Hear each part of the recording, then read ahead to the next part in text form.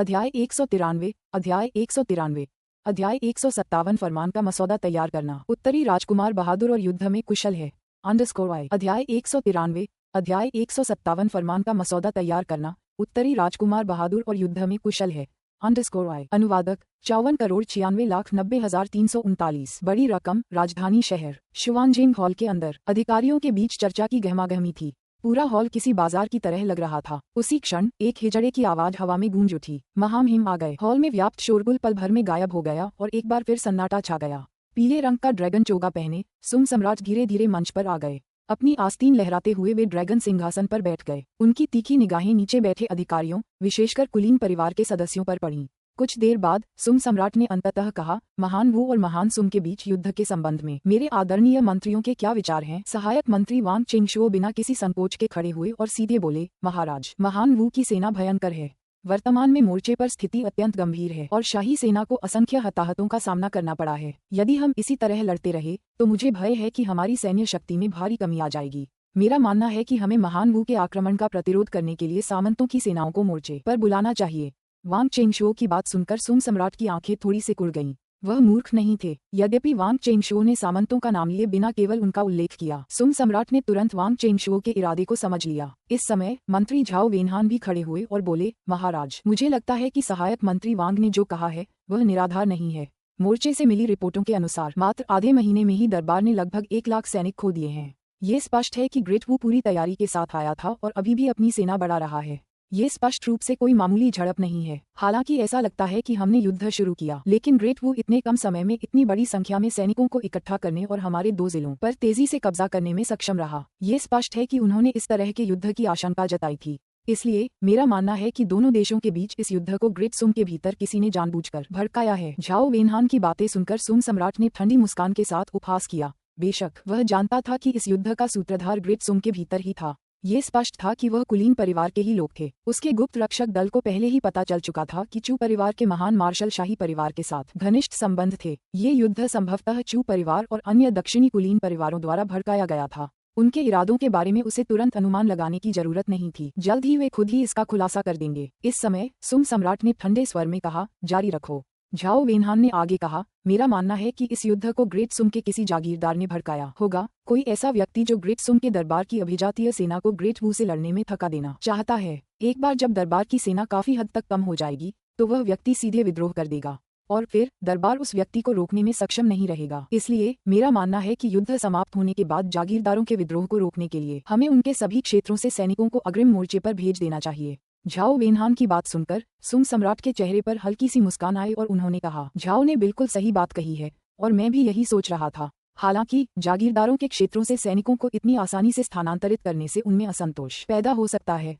Zhao वेनहान ने कहा, महान सुम के जागीरदार होने के नाते महान सुम की रक्षा करना उनका कर्तव्य है। महाराज, आप दयालु हैं और उन्हें अपने क्षेत्रों में सेना रखने की अनुमति देना पहले से ही उदारता का काम है। यदि इस समय वे सेना भेजने को तैयार नहीं है तो यह विद्रोह के समान होगा। इस समय वांग चेंगशुओ ने कहा, महाराज, मुझे विश्वास है कि उत्तर राजकुमार वीर और युद्ध में निपुण हैं और 50,000 भारी घुड़सवार सेना के साथ वे सभी सामंतों में सबसे शक्तिशाली सैन्य शक्ति हैं। जैसे ही वे मोर्चे पर उतरेंगे वे निश्चित रूप से महान वू सेना को ग्रेट सुम से खदेड़ देंगे और हमारे राष्ट्र की शक्ति को कायम रखेंगे। इसके अलावा उत्तरी राजकुमार द्वारा सेना भेजने से अन्य जागीरदारों के लिए एक उदाहरण स्थापित होगा। फिर अन्य जागीरदारों को भी उसका अनुसरण करना होगा और सेना भेजनी होगी। वांग चेंगशुओ की बातें सुनकर सुम सम्राट हल्के से मुस्कुराए। लीजिए, कुलीन परिवार का असली उद्देश्य अब उजागर हो गया था। उन्हें अटकलें लगाने की कोई आवश्यकता नहीं थी। सुम सम्राट को लंबे समय से इस बात का अंदाजा था कि ऐसा दिन जरूर आएगा। आखिरकार कुलीन परिवारों के नजरिए से उसके पास 50,000 भारी घुड़सवारों की सेना थी। इस तथ्य ने उन परिवारों की रातों की नींद उड़ा दी, क्योंकि वे तब तक चैन से नहीं बैठेंगे जब तक कि वे उन 50,000 भारी घुड़सवारों को नष्ट न कर दें।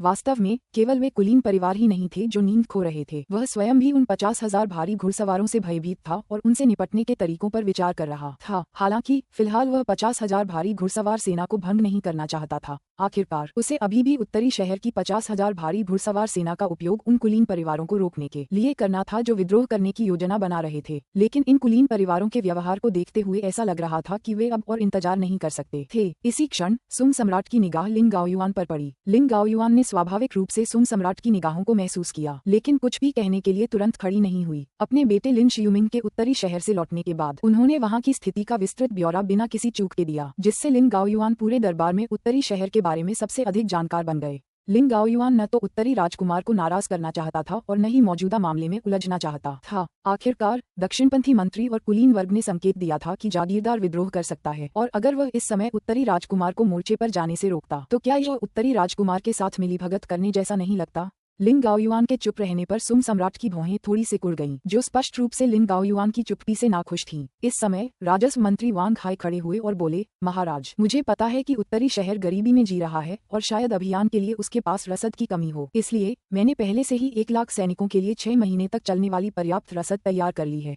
यह उत्तरी राजकुमार की 50,000 घुड़सवार सेना के लिए 6 महीने तक मोर्चे पर रहने के लिए पर्याप्त होगा, इसलिए उत्तरी राजकुमार को भोजन की कमी के बारे में चिंता करने की आवश्यकता नहीं है। सुंग सम्राट ने राजस्व मंत्री को ठंडे स्वर में देखा, उनके चेहरे पर कोई भाव नहीं था। ये लोग वाकई बहुत अच्छी तरह से तैयार थे। कुछ महीने पहले जब बर्बर जनजाति की 3 लाख सैनिकों की सेना दक्षिण की ओर बढ़ी तो राजस्व मंत्रालय ने 70,000 सैनिकों के लिए रसद की तैयारी में 1 महीने से अधिक का समय लगा दिया था, और अब अदालत द्वारा उत्तरी राजकुमार को मोर्चे पर भेजने का फैसला किए बिना ही राजस्व मंत्रालय ने उत्तरी राजकुमार की सेना के लिए आधे साल की आपूर्ति पहले ही तैयार कर ली थी। इस समय सुंग सम्राट ने युद्ध मंत्री की ओर देखा, जिसने अभी तक कुछ नहीं कहा था। चू, ऐसा कैसे हो सकता है कि युद्ध मंत्रालय में सहायक मंत्री ही फैसले लेते हैं? क्या आपकी कोई और राय नहीं है? युद्ध सहायक मंत्री वांग चिंगशुओ वांग परिवार से थे और नवनियुक्त युद्ध मंत्री चू किन्वू चू परिवार से थे। ये स्पष्ट था कि दोनों परिवारों ने पूरी तरह से मिलीभगत की थी। उनके हित आपस में इस कदर जुड़े हुए थे कि उनमें कोई भेद नहीं था। चू किन्वू अब खड़े हुए और बोले, महाराज, मेरा मानना है कि सहायक मंत्री वांग और मुख्यमंत्री की बातें निराधार नहीं हैं। उत्तरी राजकुमार के पास शाही दरबार से कहीं अधिक शक्तिशाली घुड़सवार सेना है। ग्रित्सुम पर विदेशी आक्रमण के समय उनका आगे बढ़कर मोर्चा संभालना उनका कर्तव्य है। यह न केवल मेरी राय है, बल्कि शाही अधिकारियों की भी यही राय है, और इससे भी बढ़कर आम जनता की भी यही अपेक्षा है। जनता में कई लोग मानते हैं कि शाही दरबार को उत्तरी राजकुमार को मोर्चे पर भेजना चाहिए ताकि आक्रमणकारियों को करारा सबक सिखाया जा सके, और मोर्चे पर तैनात सैनिकों को भी मनोबल बढ़ाने के लिए एक बड़ी जीत की जरूरत है। चू किन्वू की बात सुनकर सुंग सम्राट ने हॉल में मौजूद अन्य मंत्रियों पर एक नजर डाली और फिर पूछा, क्या किसी अन्य सम्मानित मंत्री के विचार इससे भिन्न हैं? इस समय विशाल हॉल में सन्नाटा पसरा हुआ था, कोई भी कुछ नहीं बोल रहा था। चाहे वह राजकुमार लू शुयुन का गुट हो या अन्य राजकुमारों का, कोई भी उत्तरी शहर की 50,000 भारी घुड़सवार सेना की मौजूदगी नहीं चाहता था। इसलिए उत्तरी राजकुमार की सेना को अग्रिम मोर्चे पर भेजे जाने की संभावना से सभी प्रसन्न थे। ये देखकर कि कोई भी मंत्री आगे नहीं बोला, सुंग सम्राट मुस्कुराया और आगे बढ़ने ही वाला था कि अचानक हॉल के बाहर से एक सैनिक की आवाज सुनाई दी। उत्तरी क्षेत्र से तत्काल रिपोर्ट। अध्याय 194 अध्याय 194 अध्याय 158 शीतकालीन काल में दक्षिण की ओर पलायन करने वाली बर्बर जनजातियां कहाँ हैं? _1 अध्याय 194 अध्याय 158 शीतकालीन काल में दक्षिण की ओर पलायन करने वाली बर्बर जनजातियां कहाँ हैं? _1 अनुवादक 54,96,90,339। शुवानजेंग हॉल के बाहर उत्तरी भूमि से तत्काल रिपोर्ट शब्द सुनकर भव्य हॉल के अंदर मौजूद हर कोई क्षण भर के लिए स्तब्ध रह गया। विशेषकर दक्षिणी कुलीन परिवारों के वे अधिकारी जो राजकुमार लू शुयुन के साथ जुड़े हुए थे। उनके दिल की धड़कनें तेज हो गईं और उन्हें तुरंत एक बुरा एहसास हुआ। उत्तरी क्षेत्र से एक अत्यावश्यक रिपोर्ट। इस समय उत्तरी क्षेत्र में क्या घटित हो सकता है? कुछ समय पहले ही स्काई वुल्फ किंग की 300,000 सैनिकों की सेना को यान काउंटी में करारी हार का सामना करना पड़ा था, और ऐसी अफवाहें थीं कि उत्तरी राजकुमार ने स्काई वुल्फ किंग के पूरे कबीले को भंग कर दिया था। उत्तरी क्षेत्र से सबसे बड़ा खतरा तो पहले ही टल चुका था, ऐसे में वहां से अभी भी आपातकालीन खबरें कैसे आ सकती थीं? ये हो सकता है क्या उत्तरी राजकुमार ने विद्रोह कर दिया है? जब लोग इस बात को लेकर असमंजस में थे कि उत्तरी क्षेत्र में क्या हुआ होगा, तभी एक लाल रिबन वाला दूत भव्य हॉल में दाखिल हुआ और जोर से बोला, उत्तरी फ्री का राजा लगभग 2 लाख सैनिकों के साथ दक्षिण की ओर कूच कर रहा है। उत्तरी शहर पर मंडरा रहा खतरा मंडरा रहा है। लाल रिबन वाले दूत के शब्दों को सुनकर भव्य हॉल में मौजूद हर कोई अचंभित रह गया, यहाँ तक कि सुंग सम्राट भी क्षण भर के लिए चौंक गया। क्या ये बहुत बड़ा संयोग नहीं है? अदालत ने अभी अभी उत्तरी राजकुमार की 50,000 भारी घुड़सवार सेना को अग्रिम मोर्चे पर भेजने का फैसला किया ही था कि अचानक उत्तर में अशांति फैल गई। ठीक उसी समय जब स्काई वुल्फ किंग की 300,000 सैनिकों की सेना को नॉर्थ सिटी में करारी हार का सामना करना पड़ा था, नॉर्थ फ्री किंग ने वास्तव में नॉर्थ सिटी पर हमला करने का साहस किया। क्या नॉर्थ फ्री किंग का सिर इतना कठोर है? क्या उसे नॉर्थ सिटी में मौजूद 50,000 भारी घुड़सवार सैनिकों के बारे में पता नहीं है? या फिर क्या वह इन 50,000 भारी घुड़सवार सैनिकों से बिल्कुल भी नहीं डरता? ड्रैगन सिंहासन के नीचे बैठा हिजड़ा होश में आया। उसने जल्दी से रेड रिबन मैसेंजर से युद्ध रिपोर्ट ली, फिर सुम सम्राट के पास गया और रिपोर्ट उन्हें सौंप दी। सुम सम्राट ने सीधे युद्ध रिपोर्ट खोली और गंभीर भाव से लिखित सैन्य स्थिति को पढ़ा। इस समय भव्य हॉल में उपस्थित सभी मंत्री सुम सम्राट को देख रहे थे। ये जानने के लिए उत्सुक थे कि रिपोर्ट में वास्तव में क्या लिखा गया था। पूरी युद्ध रिपोर्ट पढ़ने के बाद सुम सम्राट ने एक ठंडी आह भरी और कहा, बार बार हमला करने आना, ये लोग सचमुच बहुत ही निंदनीय हैं। इतना कहकर सुम सम्राट ने मंत्रियों पर एक नजर डाली और फिर बोले, उत्तरी राजकुमार ने युद्ध रिपोर्ट में अतिरिक्त सेना भेजने का अनुरोध किया है। उनका कहना है कि यान काउंटी में हुए युद्ध के बाद उत्तरी शहर को भारी नुकसान हुआ है और वह उत्तरी फ्रे राजा की 2 लाख सैनिकों की सेना का मुकाबला करने में असमर्थ है। उन्हें उम्मीद है कि दरबार बर्बर जनजाति के आक्रमण का सामना करने के लिए उत्तरी शहर की सहायता हेतु एक बड़ी सेना भेजेगा। मेरे प्रिय मंत्रियों, इस बारे में आपकी क्या राय है? यह भव्य सभागार में बैठे मंत्री अनिश्चितता से एक दूसरे को देखने लगे। वे अभी अभी उत्तरी राजकुमार की 50,000 भारी घुड़सवार सेना को ग्रेट वू के खिलाफ लड़ाई में अग्रिम मोर्चे पर भेजने पर विचार कर रहे थे और अब उत्तरी राजकुमार इसके बजाय दरबार से सहायता मांग रहा था। कुछ तो गड़बड़ लग रही थी। बर्बर जनजाति का सर्दियों में दक्षिण की ओर जाना एक अभूतपूर्व घटना है। उनके दक्षिणी आक्रमण आमतौर पर सर्दियों के लिए भोजन जुटाने और कुछ महिलाओं को पकड़ने के लिए किए जाते हैं, जो ज्यादातर शरद ऋतु में या अधिक से अधिक सर्दियों के शुरू होने से ठीक पहले होते हैं। अब जबकि उत्तरी क्षेत्र बर्फ और हिम से ढका हुआ है, ऐसे में दक्षिण की ओर जाना अपने लिए मुसीबत ही लाएगा, है ना? क्या नॉर्थ फ्री के राजा बूढ़े हो गए हैं और अपनी बुद्धि खो बैठे हैं, या इसके पीछे कोई और विशेष कारण है? क्या ऐसा हो सकता है कि उत्तरी राजकुमार को पता था कि दरबार ग्रेट वू से युद्ध करने के लिए उत्तरी शहर की भारी घुड़सवार सेना भेजने की योजना बना रहा है, इसलिए उसने उत्तरी फ्रे राजा के साथ मिलकर साजिश रची और उत्तरी फ्रे राजा के दक्षिणी आक्रमण का ये भ्रम पैदा किया। लेकिन शाही दरबार ने अभी अभी उत्तर राजकुमार को मोर्चे पर भेजने का फैसला किया है। सुम सम्राट का शाही फरमान भी अभी तक तैयार नहीं हुआ है। उत्तर राजकुमार को पहले से कैसे पता चला कि दरबार उसे महान वू के खिलाफ लड़ने के लिए भेजेगा? कुछ देर बाद युद्ध मंत्रालय के सहायक मंत्री वांग चेंगशुओ खड़े हुए और बोले, महाराज, मैंने कभी नहीं सुना कि बर्बर जनजाति सर्दियों में दक्षिण पर आक्रमण करे। क्या उत्तरी राजकुमार की जानकारी में कोई गड़बड़ी है? ग्रेट सुम के पूरे इतिहास में बर्बर जनजाति ने वसंत ऋतु में दक्षिण पर आक्रमण किया था, गर्मियों में लूटपाट की थी और शरद ऋतु में भी ऐसा किया था, लेकिन उन्होंने कभी भी भीषण सर्दियों में ऐसा नहीं किया था। इससे इस बात पर विश्वास करना मुश्किल हो जाता है कि यह युद्ध रिपोर्ट सच है। मुख्य मुद्दा ये है कि कुछ समय पहले ही स्काई वुल्फ किंग के कबीले को नॉर्थ सिटी में नॉर्थ प्रिंस ने हराया था और लगभग 2 लाख बर्बर मारे गए थे। क्या नॉर्थ फ्री किंग को जरा भी डर नहीं है कि नॉर्थ सिटी में उनका भी वही हाल होगा? इसके अलावा इस बार नॉर्थ फ्रे किंग के पास केवल 2 लाख सैनिक हैं, जो स्काई वुल्फ किंग के पास नॉर्थ सिटी पर हमला करने के समय मौजूद सैनिकों की संख्या से 10,000 कम हैं। अगर स्काई वुल्फ किंग के 3 लाख सैनिक हार गए तो नॉर्थ फ्रे किंग, जिसके पास सिर्फ 2 लाख सैनिक थे, ने सर्दियों में नॉर्थ सिटी पर हमला करने की हिम्मत कैसे की? नॉर्थ फ्रे किंग को इतनी हिम्मत किसने दी? वांग चेंगशुओ की बातें सुनकर सुम सम्राट ने भावहीन चेहरे से कहा, युद्ध रिपोर्टों की प्रामाणिकता की जांच करना शैडो गार्ड्स का कर्तव्य है। आपको अभी इस बात पर चर्चा करनी चाहिए कि क्या उत्तर के राजकुमार को उत्तर फ्रे राजा की सेना का प्रतिरोध करने में सहायता करने के लिए उत्तर में सेना भेजी जाए या नहीं। जैसे ही ये शब्द कहे गए, मंत्री चू किन्वू ने तुरंत जवाब दिया, महाराज, मोर्चे पर लड़ाई तेज हो रही है और दरबार पहले से ही सीमित संसाधनों के साथ है। हमारे पास अतिरिक्त सैनिक नहीं है। यदि हम अभी उत्तर की ओर सेना भेजते हैं तो हम संभवतः महान वू के हमले का सामना करने में असमर्थ होंगे। मेरा मानना है कि नॉर्थ सिटी के पास 50,000 भारी घुड़सवार सेना है और नॉर्थ प्रिंस बहादुर और युद्ध में कुशल है। पिछली बार जब स्काई वुल्फ किंग 3 लाख सैनिकों की सेना लेकर दक्षिण की ओर गया था, तब नॉर्थ प्रिंस ने शानदार विजय प्राप्त की थी। इस बार नॉर्थ फ्री किंग की 2 लाख सैनिकों की सेना का सामना करने में उसे कोई बड़ी समस्या नहीं होनी चाहिए। चू किन्वू के बोलते ही और सुम सम्राट के कुछ कहने से पहले ही लंबे समय से चुप रहे वामपंथी मंत्री लिंग गाओयुआन अंततः बोलने के लिए खड़े हो गए। महाराज, मेरा मानना है कि पिछली बार जब उत्तर नगर ने स्काई वुल्फ किंग की 3 लाख सैनिकों की सेना का सामना किया था तो हमारी सेना को भारी नुकसान हुआ था और वानिंग घाटी में मिली जीत पूरी तरह से उत्तर राजकुमार के भौगोलिक लाभ के कारण ही संभव हो पाई थी। बर्बर जनजाति एक बार धोखा खा चुकी है, वे दोबारा वही गलती नहीं दोहराएंगे। इसलिए मेरा मानना है कि हमें कुछ सैनिकों को उत्तर की ओर भेजना चाहिए ताकि वे उत्तरी राजकुमार के साथ मिलकर बर्बरों का प्रतिरोध कर सकें। यदि हम सैनिक न भेजने का निर्णय भी लें तो कम से कम उत्तरी राजकुमार को कुछ रसद अवश्य भेजनी चाहिए। यदि उत्तरी शहर पर कब्जा हो जाता है तो ग्रेट सुम, ग्रेट वू और बर्बर जनजाति दोनों के हमलों के बीच फंस जाएगा और हमारी स्थिति और भी खतरनाक हो जाएगी। ये सुनकर मंत्री चू किन्वू बहस करने ही वाले थे कि तभी मंत्री झाओ वेनहान आगे बढ़े और बोले, महामहिम, मैं प्रधानमंत्री लिन के विचार से सहमत हूँ। उत्तरी नगर पर्वतीय क्षेत्र है, बर्बर जनजाति के विरुद्ध रक्षा करने के लिए यह एक उत्कृष्ट स्थान है। यदि उत्तरी नगर पर कब्जा हो जाता है तो संपूर्ण ग्रेट सुम बर्बरों के आक्रमण के अधीन हो जाएगा। यह झाओ वेनहान की बातें सुनकर राजकुमार लू शुयून के गुट के अधिकारी अचंभित रह गए। क्या ये बूढ़ा झाओ उनके खेमे का हिस्सा नहीं था? अब वह उत्तरी राजकुमार के पक्ष में क्यों बोल रहा है? वे वास्तव में यह उम्मीद कर रहे थे कि नॉर्थ प्रिंस की भारी घुड़सवार सेना को नॉर्थ फ्री किंग द्वारा पूरी तरह से नष्ट कर दिया जाएगा। क्या ऐसे समय में दुबले पतले सैनिक उत्तर की ओर भेजे जाएंगे? उसी क्षण झाओ वेनहान ने आगे कहा, हालांकि मेरा मानना है कि उत्तरी शहर पर ध्यान केंद्रित करने के बजाय हमें ग्रेट वू के साथ युद्ध पर अधिक ध्यान देना चाहिए। अपनी सेनाओं को विभाजित करना दरबार के लिए अत्यंत हानिकारक है, इसलिए मैं सुझाव देता हूं कि उत्तर की ओर केवल 30,000 सैनिक और कुछ रसद भेजी जाए। उत्तरी शहर का भौगोलिक लाभ है, साथ ही उत्तरी राजकुमार की वीरता और युद्ध कौशल भी उल्लेखनीय हैं। यदि केवल उत्तरी शहर पर कब्जा बनाए रखना हो तो कोई बड़ी समस्या नहीं होनी चाहिए। कुछ देर विचार करने के बाद सुम सम्राट ने कहा, मंत्री वांग, मंत्री चू, प्रधानमंत्री लिन और प्रधानमंत्री झाओ यहीं रुकें।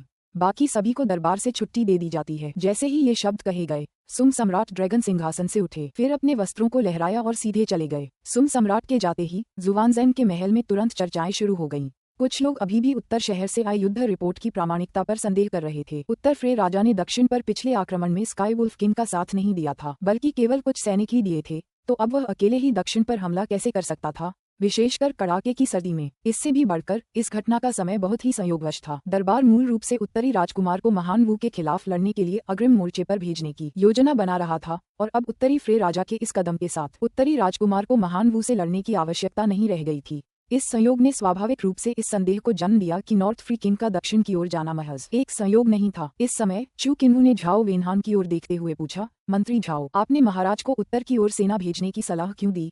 ये प्रश्न सुनकर कई मंत्रियों की निगाहें झाओ वेनहान पर टिक गईं, जिन्होंने ठंडी हंसी हंसते हुए कहा, उत्तर नगर महान सोम का प्रवेश द्वार है।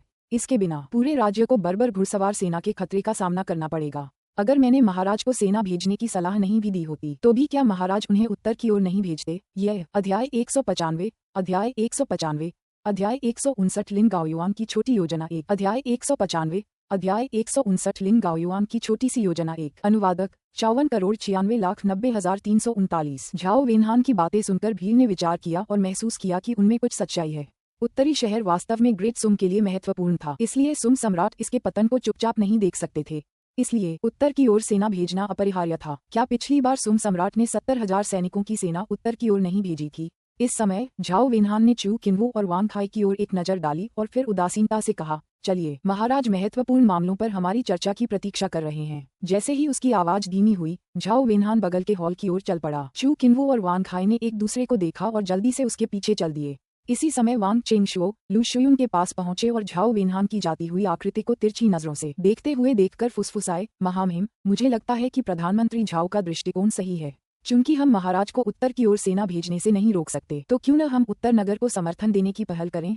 ऐसा करने से उत्तर भेजे जाने वाले सैनिकों की संख्या युद्ध मंत्रालय के विचार विमर्श का विषय बन जाएगी। वांग चेंगशुओ के विश्लेषण को सुनने के बाद लू शुयुन ने कुछ देर विचार किया और इस विचार में कुछ सार्थकता पाए। ऐसा लगता है कि एल्डर जियांग वाकई बहुत चतुर हैं। अगर वे होते तो वे मेरे पिता सम्राट को उत्तर की ओर सेना भेजने से रोकने का कोई न कोई रास्ता जरूर निकाल लेते। नॉर्थ सिटी में 50,000 भारी घुड़सवारों की मौजूदगी में वहां और सैनिक क्यों भेजे जाएं? वे तो उन 50,000 भारी घुड़सवारों को नष्ट होते देखना पसंद करेंगे। इस तरह की सोच उनकी त्वरित सफलता की अधीरता को दर्शाती है, जो अविवेकी निर्णय लेने की ओर ले जाती है। लू शुयुन को कुछ हद तक राहत महसूस हुई कि अनुभवी चालाक झाओ वेनहान उसके पक्ष में था। अब बस उनकी चर्चाओं के परिणाम का इंतजार करना बाकी था। लगभग 2 घंटे बाद लिन गाओयुआन सुम सम्राट के अध्ययन कक्ष से बाहर निकलने वाले पहले व्यक्ति थे। आज वे काफी शांत लग रहे थे। उत्तर की ओर सेना भेजने के मामले में पिछली बार की तरह इतने परेशान नहीं थे। लिन गाओयुआन जल्दी से घर लौट आए। संयोगवश लिन शियुमिंग भी उस समय घर पर ही थीं। लिन गाओयुआन की वापसी देखकर लिन शियुमिंग ने पहल करते हुए पूछा, पिताजी, मैं मोर्चे पर कब जा सकता हूँ? लिन शियुमिंग की 70,000 सैनिकों की सेना हाल ही में उत्तरी शहर से लौटी थी, इसलिए जब ग्रेट सुम और ग्रेट वू के बीच संघर्ष छिड़ा तो लिन शियुमिंग और वे 70,000 सैनिक राजमहल में आराम कर रहे थे और उन्हें ग्रेट वू के खिलाफ मोर्चे पर लड़ने के लिए नहीं भेजा गया था।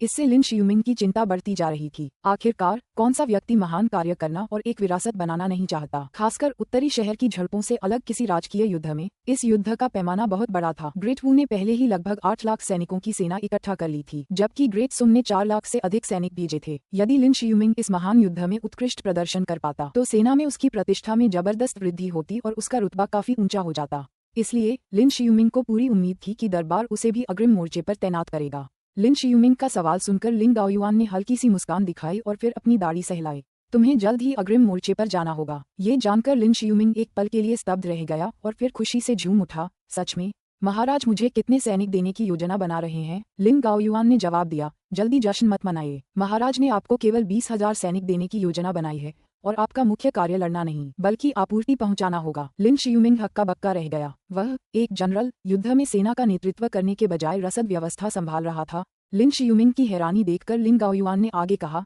इसके अलावा जिस मोर्चे की मैं बात कर रहा हूँ वह पश्चिम में नहीं बल्कि उत्तर में चल रहा संघर्ष है। उत्तर उत्तर लिन शियुमिंग पूरी तरह से असमंजस में थी। क्या उत्तर का संघर्ष समाप्त नहीं हो चुका था? स्काईवुल्फ किंग के कबीले को उत्तर के राजकुमार ने ध्वस्त कर दिया था और वह हाल ही में उत्तर शहर से लौटा था। उत्तर में फिर से संघर्ष क्यों? 50,000 भारी घुड़सवारों की कमान संभालने वाले उत्तर के राजकुमार को इस समय कौन उकसाने की हिम्मत करेगा? लिन गाओयुआन ने आगे कहा, हमें दरबार के दौरान ही युद्ध की रिपोर्ट मिली है। उत्तरी एरे का राजा 2 लाख सैनिकों की सेना लेकर दक्षिण की ओर बढ़ रहा है। उत्तरी राजकुमार ने शाही समर्थन मांगने के लिए एक विशेष दूत भेजा है। झाओ वेनहान और अन्य लोगों का मानना है कि ग्रेट वू के साथ टकराव अधिक महत्वपूर्ण है, इसलिए उन्होंने आपको उत्तरी शहर में कुछ आपूर्ति पहुंचाने और साथ ही उत्तरी राजकुमार को उत्तरी एरे के राजा के दक्षिणी आक्रमण को रोकने में सहायता करने के लिए भेजने की योजना बनाई है। अपने पिता की बातें सुनकर लिन शियुमिंग कुछ हद तक अचंभित रह गया। नॉर्थ सिटी से लौटने के तुरंत बाद ही मुझे फिर से वहां जाना पड़ेगा। वह नॉर्थ सिटी किस लिए जा रहा है? क्या वह नॉर्थ प्रिंस को युद्ध क्षेत्र साफ करने और शवों को ले जाने में मदद करने जा रहा है? उत्तरी शहर के सैनिकों पर निर्भर रहते हुए उत्तरी राजकुमार आकाश भेड़िया राजा के नेतृत्व वाली 3 लाख सैनिकों की विशाल सेना को हराने में सक्षम था। शाही दरबार को उत्तर की ओर सेना भेजने की कोई आवश्यकता नहीं है। लिन शियुमिंग को कुछ अनिच्छुक देखकर लिन गाओयुआन ने सीधे पूछा, क्या बात है, तुम जाना नहीं चाहते? लिन शियुमिंग को होश आया और उसने कहा, पिताजी, उत्तरी शहर में 50,000 भारी घुड़सवार सैनिकों के होते हुए शाही दरबार को अतिरिक्त सैनिक भेजने की कोई आवश्यकता नहीं है ना? लिन गाओयुआन ने कहा, क्या तुम्हें लगता है कि तुम्हें उत्तर में उत्तर एरे राजा की 20,000 सैनिकों वाली सेना को रोकने के लिए भेजा जा रहा है? दरबार तुम्हें वहां केवल उत्तर राजकुमार की स्थिति को स्थिर करने के लिए भेज रहा है।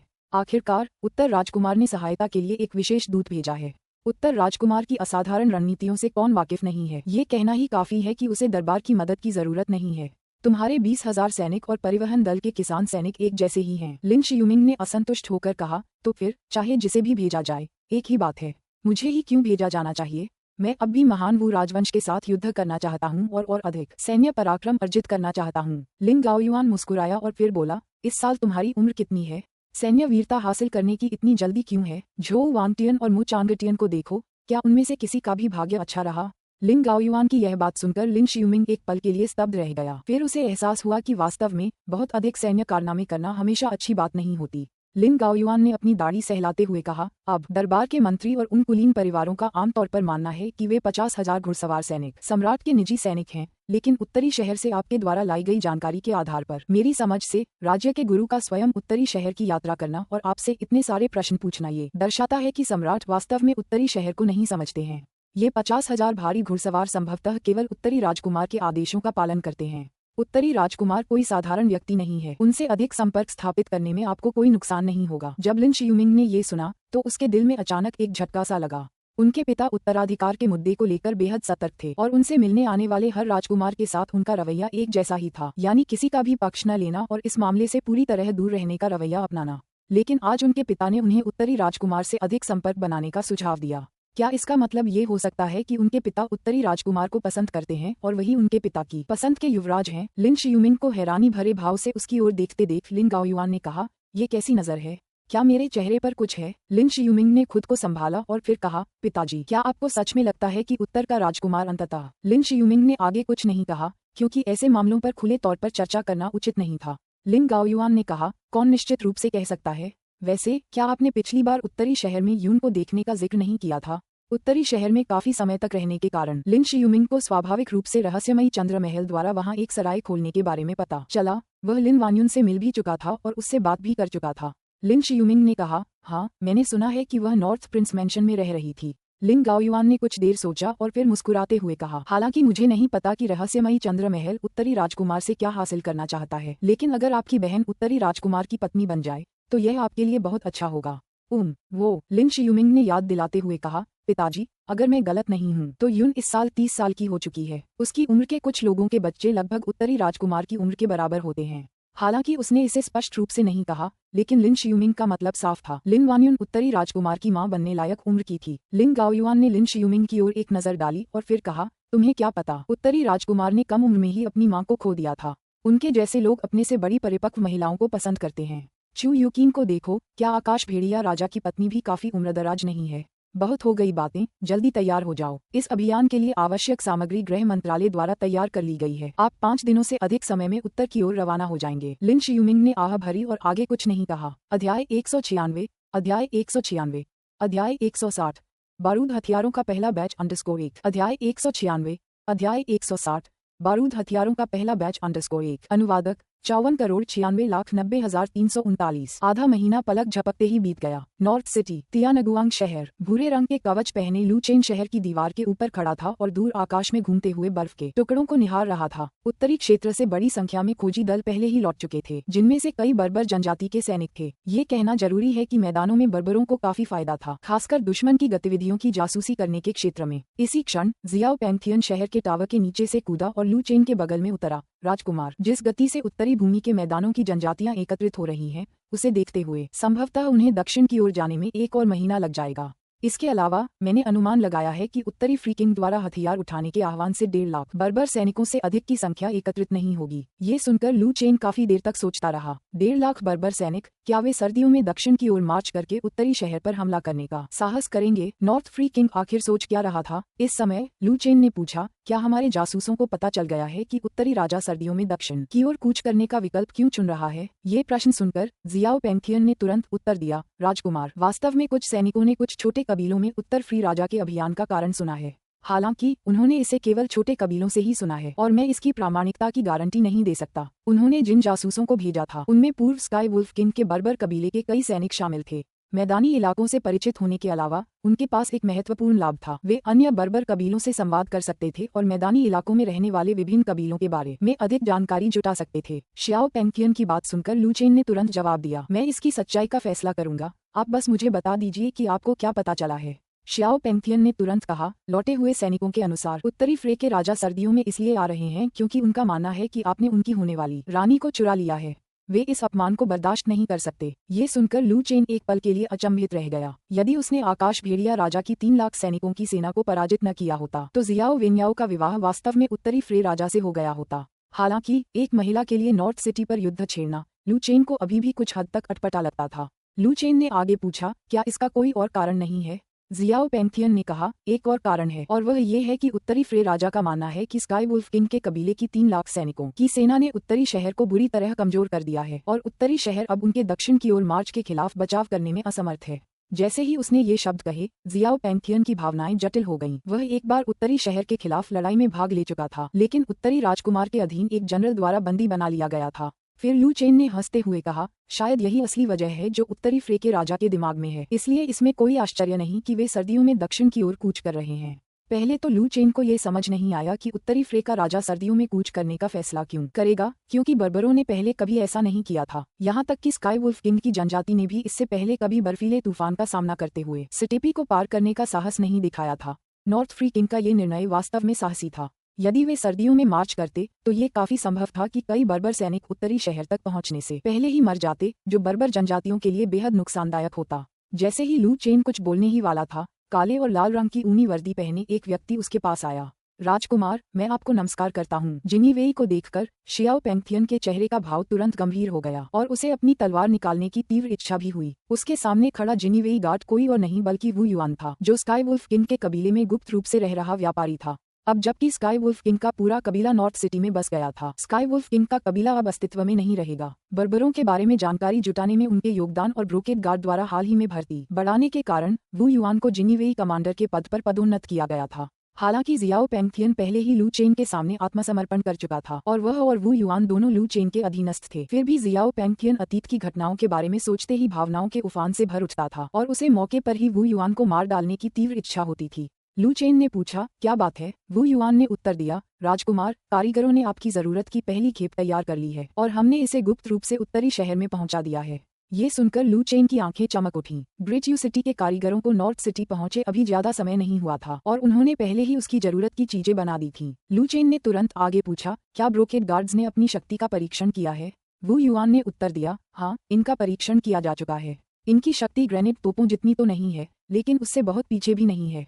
और आपके सुझाव के अनुसार हमने इसके अंदर बहुत सारे धातु के टुकड़े डाले हैं, जिससे इसका घातक प्रभाव और भी बेहतर होगा। ग्रेनेड तोपों शब्द को सुनकर जियाओ पैंथियन उनके बगल में एकदम सख्त हो गया। वह कुछ समय पहले ही नॉर्थ सिटी में शामिल हुआ था, भला उसे ग्रेनेड तोपों के बारे में कैसे पता नहीं होता? हालांकि उसे अभी भी ग्रेनेड तोपों तक पहुंचने की अनुमति नहीं थी, लेकिन वह उस भयानक हथियार का नाम जानता था जिसने पहले उन पर बमबारी की थी। ये सुनकर कि उत्तरी राजकुमार ने वास्तव में ग्रेनेड तोपों के बराबर शक्ति वाले हथियार बनाए हैं, जियाओ पेंगथियन की रीढ़ की हड्डी में सिहरन दौड़ गई। क्या वाकई मार्शल आर्टिस्टों के युग का अंत हो गया था? उन्हें ये भी आश्चर्य हुआ कि उत्तरी राजकुमार को इतने विनाशकारी हथियार कहाँ से मिले। यदि स्काई वुल्फ किंग के कबीले को पता होता कि नॉर्थ सिटी के पास ऐसे हथियार हैं, तो वे नॉर्थ सिटी पर हमला करने नहीं आते और न ही नॉर्थ सिटी द्वारा उन पर कब्जा किया जाता। लेकिन वे मामले अब महत्वपूर्ण नहीं रह गए थे। जियाओ पेंगथियन ने केवल चिंतन के भाव से मन ही मन सोचा। इस समय लू चेन ने कहा, जनरल शियाओ, मेरे साथ आइए और हमारे नए हथियार देखिए। ये कहते हुए लू चेन शहर की दीवार से नीचे कूद गया। उसी क्षण वू युआन को देखते ही जियाओ पेंगथियन की आंखें चौड़ी हो गईं। जब वू युआन ने देखा कि शियाओ पेंगथियन उसे ऐसी निगाहों से घूर रहा है मानो उसे जिंदा ही छील देना चाहता हो, तो उसने मुस्कुराते हुए कहा, जनरल शियाओ, अब हम एक ही पक्ष में हैं। आपको मुझे इतनी नफरत से देखने की कोई जरूरत नहीं है ना? जियाओ पेंगथियन ने नाक सिकोड़ते हुए कहा, नौकर। जैसे ही उसके शब्द समाप्त हुए, जियाओ पेंगथियन भी शहर की दीवार से नीचे कूद गया और नए हथियारों को देखने के लिए लू चेन के पीछे पीछे चला गया। वू युआन ने बेपरवाही से अपने कंधे उचका दिए। ब्रोकेड गार्ड्स सचमुच उत्तरी राजकुमार के चमचे थे। शियाओ पेंगथियन का ये कहना गलत नहीं था और वू युआन को इससे जरा भी अपमान महसूस नहीं हुआ। ब्रोकेड गार्ड्स की नज़र में उत्तरी राजकुमार का चमचा कहलाना अपमान से ज्यादा प्रशंसा की बात थी। कुछ ही देर में लू चेन और उसके साथी सैन्य उपकरणों को ले जा रहे काफिले के पास पहुंच गए। लू चेन ने तुरंत संदूक खोलने का आदेश दिया और जिनीवेई गार्डों द्वारा लाए गए बारूद से भरे हथियारों का निरीक्षण किया। चूंकि ये कारीगरों द्वारा तैयार किए गए बारूद से चलने वाले हथियारों का पहला बैच था, इसलिए ये कुछ हद तक कच्चे दिखाई देते थे। मूल रूप से बारूद के चारों ओर लिपटी एक लोहे की गेंद ही बम का काम करती थी। उस समय तोपें भी नहीं थीं, प्रक्षेपण केवल गुलेलों के माध्यम से ही किया जा सकता था। तोपों के निर्माण के लिए सामग्रियों के और अधिक विकास की आवश्यकता थी, जिसमें जल्दबाजी नहीं की जा सकती थी, और लू चेन इस बात से अवगत था। फिर लू चेन ने कहा, दो को घास के मैदानों में ले जाओ, मैं खुद इसके प्रभावों का परीक्षण करना चाहता हूँ। ऐसा हुआ कि तियानागुआंग शहर अब केवल एक सैन्य किला बन गया था, जिसमें नागरिकों का कोई अस्तित्व नहीं था और पूरे शहर में केवल तैनात सैनिक ही थे। और तियानागुआंग शहर के बाहर घास के मैदानों का एक विशाल विस्तार था, जो इन बारूद हथियारों का परीक्षण करने के लिए इसे एकदम सही जगह बनाता था। लू चेन का आदेश सुनकर जिनीवेई के कुछ गार्डों ने तुरंत एक बम को लकड़ी के ठेले पर रखा और उसे घास के मैदानों की ओर खींचना शुरू कर दिया। उन गोल लोहे के गोलों को देखकर जियाओ पेंगथियन कुछ हैरान रह गया। क्या ये वही लोहे के गोले थे जिन्होंने वानिंग घाटी में बर्बर जनजाति की 30,000 सैनिकों की सेना को हराया था? क्या ये सिर्फ एक लोहे की गेंद नहीं है? इसमें इतनी विनाशकारी शक्ति क्यों है? क्या ऐसा हो सकता है कि इस लोहे की गेंद में एक ग्रैंडमास्टर का जीवन भर का कौशल समाहित हो? अध्याय 197, अध्याय 197, अध्याय 161 गर्जनापूर्ण 1, अध्याय 197, अध्याय 161 गर्जनापूर्ण 1। अनुवादक 54,96,90,339। ब्रोकेड गार्ड ने बमों का एक बक्सा घास के मैदान में पहुंचाया और जल्दी से कुछ मवेशियों और भीड़ों को कवच में लपेटकर प्रायोगिक विषयों के रूप में इस्तेमाल करने के लिए ले आए। इसी समय लू चेन ने डिब्बे से 2 से 3 किलोग्राम लोहे की गेंद से बना एक बम निकाला और उसकी पूंछ पर लगे प्रज्वलन फ्यूज पर एक नजर डाली। मौजूदा बमों में डेटोनेटर नहीं थे और उन्हें हाथ से प्रज्वलित करना पड़ता था। ये बम नमी के प्रति बहुत संवेदनशील थे और एक बार गीले हो जाने पर संभवतः अनुपयोगी हो जाते थे। हालांकि ये बमों की पहली खेप थी, इसलिए फिलहाल इनसे काम चल जाएगा। उनका मानना था कि भविष्य में डेटोनेटर वाले बम बनाना संभव हो जाएगा। उसी क्षण वू युआन ने उन्हें याद दिलाया, राजकुमार, कारीगरों ने कहा है कि यह बारूद से बना सबसे सरल प्रकार का बम है। इसकी शक्ति आपकी अपेक्षाओं को पूरा नहीं कर सकती है। सिस्टम द्वारा लू चेन को प्रदान किए गए ब्लूप्रिंट केवल एक नहीं बल्कि एक पूरी श्रृंखला थी और बारूद के 10 से अधिक प्रकार भी थे। इन प्रकार के बारूद में से कई वर्तमान परिस्थितियों में अप्राप्य थे। ग्रेट यू सिटी के कारीगर ग्रेट सुम के कारीगरों की तुलना में अधिक आविष्कारशील होने के बावजूद आधुनिक रासायनिक ज्ञान से वंचित थे। कुछ चीजें ऐसी थीं जिन्हें वे समझ ही नहीं पाते थे। यहाँ तक कि अगर उनके पास ब्लूप्रिंट होते भी तो भी वे उन्हें तुरंत समझ नहीं पाते थे। वू युआन द्वारा सबसे सरल बारूद का जिक्र करते ही लू चेन ने तुरंत अनुमान लगाया कि ये बम संभवतः काले बारूद से भरे हुए थे। अगर यह काला बारूद होता तो ठीक है, ऐसा नहीं था कि इसका इस्तेमाल नहीं किया जा सकता था। इस पर लू चेन ने कहा, कोई बात नहीं, हम काम चला लेंगे। इस समय वू युआन ने तुरंत एक माचिस निकाली और लू चेन को दे दी। बिना किसी झिझक के लू चेन ने बम की बत्ती जलाई और उसे दूर उस जगह फेंक दिया जहां युद्ध का सिमुलेशन तैयार किया गया था। आखिरकार बम में बत्ती लगी थी और वह तुरंत नहीं फटा, बल्कि थोड़ी देर बाद वह एक जोरदार धमाके के साथ फट गया। इस कान फाड़ देने वाली आवाज को सुनकर और दूर से खून से लथपथ मवेशियों और भीड़ों को देखकर जियाओ पेंगथियन कांप उठा। उसके दिमाग में अचानक वानिंग घाटी का वह दृश्य गूंज उठा जहां बर्बर जनजाति के सैनिकों के अंग ग्रेनेड से टुकड़े टुकड़े हो गए थे। विस्फोट के बाद भारी मात्रा में सफेद धुआं उत्पन्न हुआ। इतना अधिक सफेद धुआं देखकर लू चेन समझ गया कि बिजली की क्षमता शायद ज्यादा नहीं है। वह तुरंत घटनास्थल का मुआयना करने गया। सभी ने तुरंत उनका अनुसरण किया। जब वे मवेशियों और भेड़ों के शवों के पास पहुंचे तो लू चेन ने पाया कि हाल ही में हुए विस्फोट के छर्रे कवच को भेदकर सीधे अंदर घुस गए थे। हालांकि जमीन पर कोई बड़ा गड्ढा नहीं था। इतने ही वजन के ग्रेनेड से तो बड़ा गड्ढा जरूर बन जाता। जिस 3 किलोग्राम के बम को उसने पहचाना था उससे तो बस एक छोटा सा मिट्टी का गड्ढा बना था और प्रभावित क्षेत्र भी बहुत बड़ा नहीं था। जाहिर है वे इस हथियार का इस्तेमाल गड्ढे बनाने के लिए नहीं कर रहे थे। जब तक विस्फोट के बाद अंदर के छर्रे दुश्मन को प्रभावी ढंग से मार सकते थे तब तक कोई समस्या नहीं थी। विस्फोट गड्ढे के आकार की बात करें तो यह कोई चिंता का विषय नहीं था। ये सोचकर लू चेन ने कहा, अच्छा, शक्ति तो अच्छी है। जब उत्तरी प्री किंग की सेना आएगी तब हम बमों के इस पहले बैच की शक्ति का ठीक से परीक्षण करेंगे। ये सुनकर जियाओ पेंगथियन को उत्तरी प्री किंग के लिए थोड़ी सहानुभूति महसूस हुई। उत्तर के राजकुमार के अलावा और किसे उकसाया जा सकता था? ये तो मौत को दावत देने जैसा था, विशेषकर इसलिए क्योंकि उनकी स्काई वुल्फ किंग जनजाति को हाल ही में नॉर्थ सिटी में हार का सामना करना पड़ा था। फिर भी नॉर्थ फ्री किंग ने सबक नहीं सीखा और यहाँ तक कि सर्दियों के दौरान नॉर्थ सिटी पर हमला करने के लिए दक्षिण की ओर आगे बढ़ा। इस समय जियाओ पेंगथियन को ऐसा लग रहा था मानो वह उत्तरी फ्रे राजा के अपरिहार्य अंत को पहले ही देख सकता हो। वह भावुक होने से खुद को रोक नहीं सका। ऐसा लग रहा था कि घास के मैदानों की एक और महान जनजाति लुप्त होने वाली है और उसके बाद उत्तरी भूमि पूरी तरह से उत्तरी राजकुमार की हो जाएगी। उसी क्षण एक जिनीवेई गार्ड लू चेन के सामने आया और उसे संदेश भेजने के लिए एक बांस की नली देते हुए बोला, राजकुमार, राजधानी से खुफिया जानकारी मिली है। ये सुनकर लू चेन ने तुरंत जिनीवेई गार्ड के हाथ से नली ले ली। फिर उसमें से खुफिया जानकारी निकाली और ध्यान से पढ़ी। राजधानी से मिली खुफिया जानकारी पढ़ने के बाद लू चेन मुस्कुराया। उसे राहत मिली कि उन्होंने तुरंत जवाब दिया। उन कुलीन परिवारों का इरादा सचमुच उसे युद्ध के मोर्चे पर भेजकर महान वू के खिलाफ लड़ाई लड़वाना और फिर उत्तरी शहर की भारी घुड़सवार सेना का सफाया करना था। यदि दक्षिण से उत्तरी फ्री किंग का आगमन न हुआ होता तो वास्तव में उसके लिए बहाना ढूंढना मुश्किल हो जाता। इसी समय खुफिया जानकारी देने वाले जिनीवेई गार्ड ने कहा, राजकुमार, दरबार द्वारा भेजी गई 20,000 सैनिकों की शाही सेना पहले ही उत्तरी शहर पहुंच चुकी है और अनुमान है कि वे 10 दिनों से भी कम समय में तियानगुआंग शहर पहुंच जाएंगी। लू चेन ने आश्चर्य से कहा, इतनी जल्दी? सिपाही ने उत्तर दिया, मैं उनके साथ राजधानी से निकला था। वे केवल कुछ रसद लेकर आए थे और ये सभी 20,000 सैनिक घुड़सवार हैं। ये सुनकर लू चेन चुप हो गया। ये स्पष्ट था कि दरबार ने उत्तर फ्रे राजा के हमले का मुकाबला करने में उत्तर शहर की सहायता के लिए सेना भेजने की योजना नहीं बनाई थी। आखिरकार उसके पास अभी भी 50,000 भारी घुड़सवार सेना थी, इसलिए सेना भेजने में उनकी अनिच्छा स्वाभाविक थी। हालांकि निष्पक्ष रूप से कहें तो अदालत द्वारा कुछ आपूर्ति भेजना कुछ हद तक मददगार साबित हुआ। आखिरकार नॉर्थ सिटी गरीब था और वहाँ हर चीज की कमी थी, यहाँ तक कि एक मच्छर के बराबर मांस भी मांस ही था। तभी जियाओ पेंथियन ने बगल से याद दिलाया, राजकुमार, अगर हम शाही सेना को तियानगुआंग शहर में आने देते हैं तो क्या इससे ये हथियार उजागर नहीं हो जाएंगे? जियाओ पेंथियन को समझ में आया कि पूरे ग्रेट सुम में केवल उत्तर राजकुमार के पास ही इस समय इतने शक्तिशाली सामूहिक विनाश के हथियार हैं। जाहिर है उत्तर राजकुमार की भी अपनी कुछ योजनाएं होंगी और वह ग्रेट सुम दरबार को ये हथियार नहीं सौंपेगा। जियाओ पेंथियन की चेतावनी सुनकर लू चेन कुछ देर तक सोचता रहा। दरबार की सेना वाकई एक समस्या थी। उत्तर फ्रे राजा की सेना को उत्तर शहर पहुंचने में कम से कम 1 महीना और लगेगा और अगर रास्ते में उन्हें किसी तरह की बाधा जैसे कि भयंकर बर्फीले तूफान का सामना करना पड़ा तो उत्तर फ्रे राजा की सेना उत्तर शहर में और भी देर से पहुंच सकती है। अगर शाही सेना युद्ध से पहले तियानगुआंग शहर पहुंच जाती है और उत्तर शहर के सैनिक उत्तर फ्रे राजा की सेना के खिलाफ इन बमों का इस्तेमाल करते हैं तो क्या इससे उत्तर शहर का रहस्य उजागर नहीं हो जाएगा? शुरू में लू चेन ने सोचा था कि ग्रेट वू के साथ होने वाले युद्ध के कारण दरबार उत्तरी शहर की सहायता के लिए सेना भेजने से इनकार कर देगा, लेकिन उसे यह उम्मीद नहीं थी कि दरबार फिर भी प्रतीकात्मक रूप से 20,000 घुड़सवार सेना भेजेगा। कुछ सोचने के बाद लू चेन ने संदेश देने वाले जिनीवेई गार्ड से कहा, तुरंत यान काउंटी जाओ और किन युशान और ली रुई को बताओ कि वे दरबार की 20,000 शाही सेना को वहीं रोकने का कोई तरीका निकालें। उन्हें रक्षा की दूसरी पंक्ति में ही रहने दो। उन्हें तियानगुआंग शहर आने की कोई आवश्यकता नहीं है। इस बार दरबार ने जिसे भेजा था वह वामपंथी मंत्री का पुत्र लिन शियूमिंग था, जो एक चतुर व्यक्ति था। लिन शियूमिंग पहले भी उत्तरी शहर जा चुका था और वहां उसका व्यवहार अच्छा था। उसने दरबार के 70,000 सैनिकों को इधर उधर भटकने से सख्ती से नियंत्रित किया था। ये स्पष्ट था कि लिन शियूमिंग उत्तरी राजकुमार लू चेन से टकराव नहीं करना चाहता था। लू चेन का मानना था कि जब लिन शियूमिंग को यान काउंटी में रहने का उसका आदेश मिलेगा तो वह शायद उसका मकसद समझ जाएगा और उससे टकराव न करने की इच्छा से वह आज्ञाकारी रूप से यान काउंटी में ही रहेगा। उन्हें उत्तरी फ्री किंग के साथ युद्ध के लिए दरबार की 20,000 हल्की घुड़सवार सेना की जरूरत नहीं थी। लू चेन की बात सुनकर दूत ने तुरंत उत्तर दिया, जी हाँ राजकुमार, ठीक है, जल्दी करो और यान काउंटी लौट जाओ। यह अधीनस्थ अब विदा लेता है। इतना कहकर जिनीवेई गार्ड मुड़ा और तेजी से चला गया।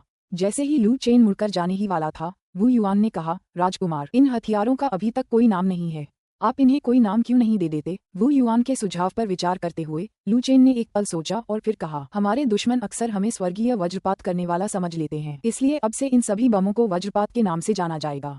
आज की टेस्टिंग यहीं समाप्त होती है। इन थंडर्स को शस्त्रागार में ले जाएं और सुनिश्चित करें कि ये नमी से मुक्त रहें। लू चेन इन बमों की शक्ति से बहुत प्रसन्न था। उसे लगा कि अब और परीक्षण की आवश्यकता नहीं है, अब बस आकाश भेड़िया राजा के आगमन की प्रतीक्षा करनी थी। उसे पूरा विश्वास था कि आकाश भेड़िया राजा उसके द्वारा तैयार किए गए आश्चर्यों को देखकर भावुक हो जाएगा। अध्याय 198 अध्याय 198 अध्याय 162 बेशक हमें उत्तर के राजकुमार के आदेश का पालन करना चाहिए। अध्याय 198 अध्याय 162 बेशक हमें उत्तरी राजकुमार के आदेश का पालन करना चाहिए। अनुवादक 54,96,90,339। लिन शियुमिंग 20,000 घुड़सवारों का नेतृत्व करते हुए 1 महीने से भी कम समय में यान काउंटी पहुंच गए थे। पिछली बार के विपरीत उनकी चाल की गति स्पष्ट रूप से बहुत तेज थी। एक बार फिर यान काउंटी के दक्षिणी द्वार पर लिन शियुमिंग का दिल असंख्य भावनाओं से भर गया था। पिछली बार जब वे यान काउंटी की ओर दौड़े थे तो उन्होंने हार के लिए भी तैयारी कर ली थी, लेकिन शहर में प्रवेश करने पर उन्हें एहसास हुआ कि उत्तरी राजकुमार पहले ही बर्बर जनजाति की 3 लाख सैनिकों की विशाल सेना से निपट चुका था और उसके द्वारा लाए गए 70,000 सैनिक केवल कुली थे। यान काउंटी के दक्षिणी द्वार के खुलने और सड़क पर आम लोगों की चहल पहल को देखते हुए लिन शियुमिंग के बगल में खड़े एक सैनिक ने कहा, जनरल, मुझे ऐसा क्यों लग रहा है कि उत्तरी शहर ने कभी युद्ध का अनुभव ही नहीं किया है। सिपाही की बात सुनकर लिन शियुमिंग चुप हो गई। पिछली बार जब वे यान काउंटी आए थे तब शहर के द्वार पूरी तरह बंद थे और सड़क पर लोगों की तो बात ही छोड़िए, चूहे को देखना भी मुश्किल था। आज यान काउंटी इतनी शांत कैसे दिख रही है? यहाँ युद्ध का कोई गंभीर माहौल नहीं है। क्या ऐसा हो सकता है कि वे फिर से देर से पहुंचे हों और युद्ध पहले ही समाप्त हो चुका हो? क्या उनके 20,000 सैनिक लाशें हटाने वाली टुकड़ी बन गए हों? तभी काले और लाल कपड़े पहने एक हट्टा कट्टा आदमी और नीले रंग के मोटे कपड़े पहने एक आदमी शहर के द्वार पर प्रकट हुए। इसी क्षण काले और लाल वस्त्र पहने व्यक्ति ने कहा, उत्तरी राजकुमार के आदेश पर यह अधीनस्थ कुछ समय से यान काउंटी में जनरल की प्रतीक्षा कर रहा है। उस व्यक्ति की बात सुनकर लिन शियुमिंग तुरंत घोड़े से उतरा और किन युशान और ली रुई के पास पहुंचा, जिनसे वह यान काउंटी की अपनी पिछली यात्रा के दौरान मिला था। किन युशान अक्सर उत्तरी राजकुमार के लिए संदेश पहुंचाता था, इसलिए लिन शियुमिंग उससे कुछ हद तक परिचित था और जानता था कि किन युशान उत्तरी राजकुमार के साथ एक बहुत ही महत्वपूर्ण ग्रैंडमास्टर था। तब लिन शियुमिंग ने विनम्रतापूर्वक कहा, ली स्वामी, किन महागुरु, क्या यह नहीं कहा गया था कि उत्तर फ्रे के राजा 2 लाख सैनिकों की सेना लेकर दक्षिण की ओर जा रहे हैं? ऐसा क्यों लग रहा है कि पूरा उत्तर शहर शांत है? ऐसा बिल्कुल नहीं लग रहा कि वहाँ कोई संघर्ष हुआ हो। चेहरे पर पूरी मुस्कान लिए ली रुई ने कहा, जनरल लिन, उत्तरी फ्रे के राजा का वास्तव में 2 लाख सैनिकों की सेना के साथ दक्षिण की ओर जाने का इरादा था, लेकिन राजकुमार ने युद्ध क्षेत्र के रूप में तियानगुआंग शहर को चुना। यही कारण है कि यान काउंटी शांत दिखाई देती है। लिन शियुमिंग ने कहा, तो बात यह है, मुझे लगा था कि युद्ध पहले ही समाप्त हो चुका है।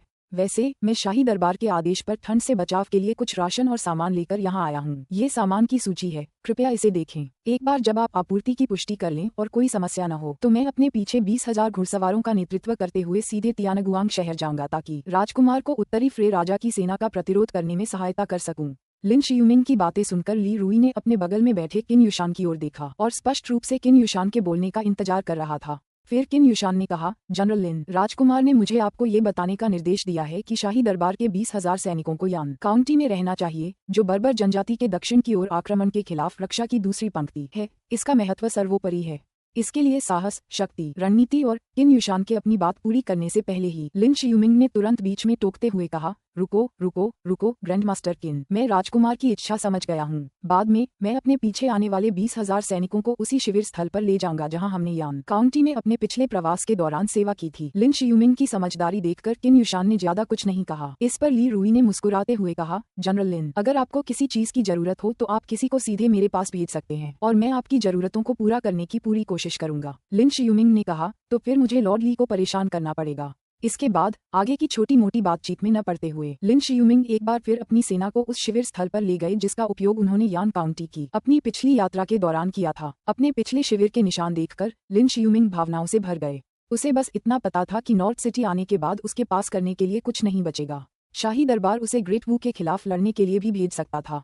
नॉर्थ सिटी में वह कोई सैन्य उपलब्धि हासिल नहीं कर सका। उसे केवल हर दिन बैरक में रहने की अनुमति थी। इसी क्षण लिन शियुमिंग के एक विश्वासपात्र ने धीमी आवाज में पूछा, महाराज, क्या हमें सचमुच यहीं तैनात किया जाएगा? शाही दरबार ने हमें बर्बर जनजाति के दक्षिण की ओर आक्रमण को रोकने में उत्तरी राजकुमार की सहायता करने के लिए सैन्य आदेश जारी किए हैं। यदि शाही दरबार को पता चला कि हम इतने समय से यान काउंटी में रुके हुए हैं और बर्बर जनजाति के किसी भी सैनिक से नहीं मिले हैं तो मुझे डर है कि कई अधिकारी आपको पद से हटा देंगे। ये सुनकर लिन शियुमिंग मुस्कुराया और बोला, ये सच है कि शाही दरबार ने हमें बर्बर जनजाति को खदेड़ने में उत्तरी राजकुमार की सहायता करने का आदेश दिया है, लेकिन सैन्य आदेशों में ये भी कहा गया है कि उत्तरी शहर पहुंचने के बाद हमें उत्तरी राजकुमार के आदेश का पालन करना होगा। चूंकि उत्तरी राजकुमार ने हमें यान काउंटी में रहने का आदेश दिया है, इसलिए हमें निश्चित रूप से उनके आदेशों का पालन करना चाहिए। ये सुनकर लिन शियुमिंग के पीछे खड़े सैनिकों ने इस बारे में सोचा और उन्हें इसमें कुछ हद तक सच्चाई नजर आए। हालांकि हर समय बैरकों में बंद रहना उनके लिए असहनीय था। इस बार शाही दरबार द्वारा लिन शियुमिंग को सौंपे गए 20,000 सैनिक वही घुड़सवार थे जो पिछली बार 70,000 सैनिकों के समूह में थे। पिछली बार वे उत्तरी शहर में इतने लंबे समय तक रहे थे और हर दिन बैरकों में आराम करने के अलावा कुछ नहीं किया था। उत्तर के राजकुमार से टकराव से बचने और सैनिकों को इधर उधर भटकने से रोकने के लिए उन्होंने युद्ध के दौरान भी कभी इतनी नीरसता महसूस नहीं की थी।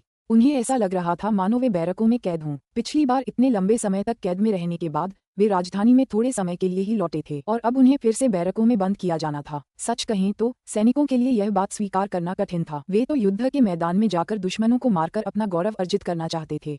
हालांकि ज्यादातर लोग युद्ध पसंद नहीं करते, लेकिन हर कोई मौत से नहीं डरता। लिन शियुमिंग अपने साथ जो 20,000 सैनिक लाया है, वे कौन है? वे महान शिया के कुलीन सैनिक हैं। वे युद्ध क्षेत्रों के अनुभवी योद्धा हैं, जिनमें से कई ने तो उस युद्ध में भी भाग लिया था जिसने चेन राष्ट्र का सफाया कर दिया था। ऐसे लोगों को बैरकों में बंद करके निष्क्रिय रखना उन्हें और अधिक चिड़चिड़ा बना देगा। इस समय लिन शियुमिंग के विश्वासपात्रों में से एक का और अधिक सहन नहीं हो सका और उसने कहा, जनरल, क्या आप हमें फिर से बैरक में रखने की योजना बना रहे हैं? लिन शियुमिंग ने कुछ देर सोचा और महसूस किया कि सैनिकों को हर समय कैद में रखना ठीक नहीं है। इसलिए उन्होंने कहा, यान काउंटी में रहने के दौरान अभ्यास पूरा होने के बाद आप आराम करने के लिए यान काउंटी में जा सकते हैं। हालांकि मैं आपको याद दिला दूं, अगर यान काउंटी में कोई भी गड़बड़ी करता है तो मैं कोई दया नहीं दिखाऊंगा और आपको सीधे सजा के लिए उत्तरी राजकुमार के महल में सौंप दूंगा। लिन शियुमिंग द्वारा उन्हें यान काउंटी में आराम करने की अनुमति देते देख सैनिकों ने तुरंत ऊंची आवाज में जवाब दिया, जी जनरल। हालांकि वे दुश्मनों को मारने और पुण्य कमाने के लिए मोर्चे पर नहीं जा सकते थे, लेकिन भोजन और पानी के लिए यान काउंटी में प्रवेश कर पाना भी हर दिन बैरक में बंद रहने से बेहतर था।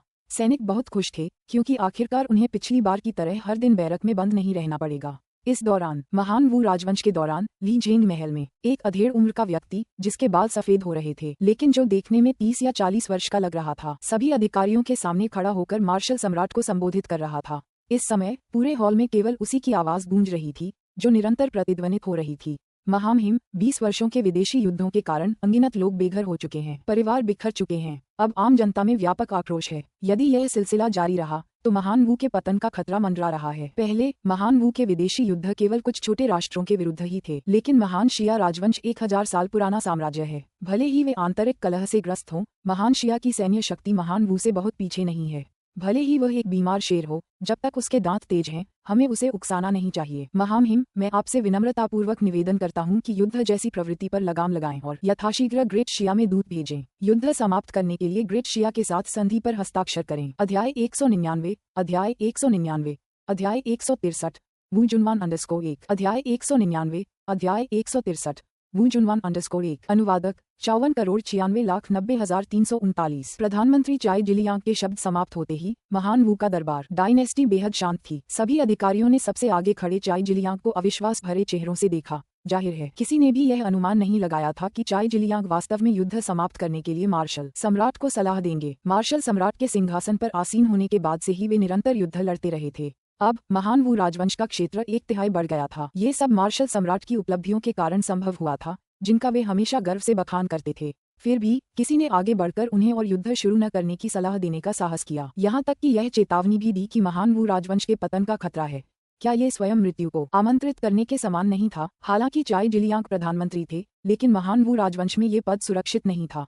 मार्शल सम्राट के सत्ता में आने के बाद से कितने प्रधानमंत्रियों का कार्यकाल समाप्त हुआ, ये किसी को नहीं पता था। और कुछ लोगों को तो ये भी संदेह था कि मार्शल सम्राट प्रधानमंत्री के पद को पूरी तरह समाप्त करने की योजना बना रहे थे, जिसके तहत भविष्य में प्रधानमंत्री की नियुक्ति बंद कर दी जाएगी। चाई जिलियांग का सिर सचमुच लोहे का बना हुआ था। ग्रेट वू और ग्रेट शिया के बीच युद्ध अभी शुरू ही हुआ था और उसने साहसपूर्वक आगे बढ़कर मार्शल सम्राट को युद्ध समाप्त करने की सलाह दी। मार्शल सम्राट भला युद्ध समाप्त करने के लिए कैसे सहमत हो सकते थे? संघर्ष तो अभी शुरू ही हुआ था और ग्रेट वू ने पहले ही ग्रेट वू से 2 काउंटी छीन ली थी। जिया, ये स्पष्ट था कि ग्रेट जिया उसका मुकाबला नहीं कर सकता था। क्षेत्र विस्तार के जुनून में डूबे राजा के लिए यह एक सुनहरा अवसर था।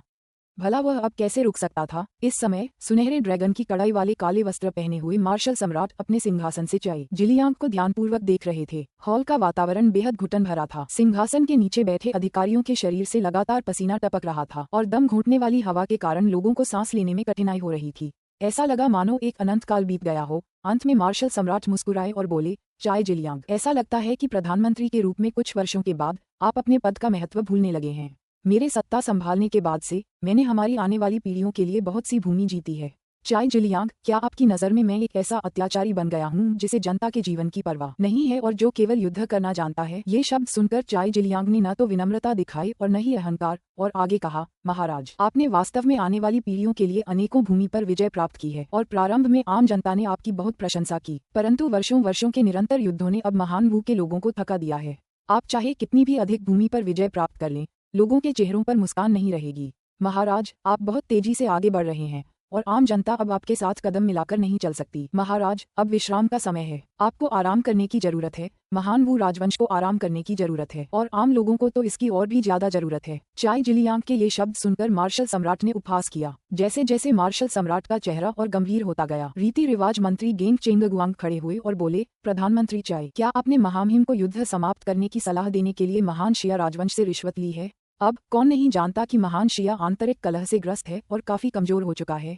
यदि हम उन्हें अभी नष्ट नहीं करते हैं तो भविष्य में हमें ऐसा अवसर शायद न मिले। चाई जिलियांग ने ठंडे स्वर में कहा, मंत्री गेंग, शायद आपको पैसे देकर खरीदा गया है। मैंने लंबे समय से सुना है कि आप महान शिया के चू परिवार से घनिष्ठ रूप से जुड़े हुए हैं और उनसे हर साल काफी उपहार प्राप्त करते हैं, जबकि सुंग सम्राट लंबे समय से चू परिवार का सफाया करना चाहते हैं। आपने बार बार महामहिम को ग्रेट वू के लोगों के जीवन की परवाह किए बिना ग्रेट शिया पर हमला करने के लिए उकसाया है। आप अपने इरादों को सबसे अच्छी तरह जानते हैं। गेंग चेंगगुआंग ने तुरंत जवाब दिया, प्रधानमंत्री चाई, किसी की प्रतिष्ठा को यूं ही धूमिल न करें।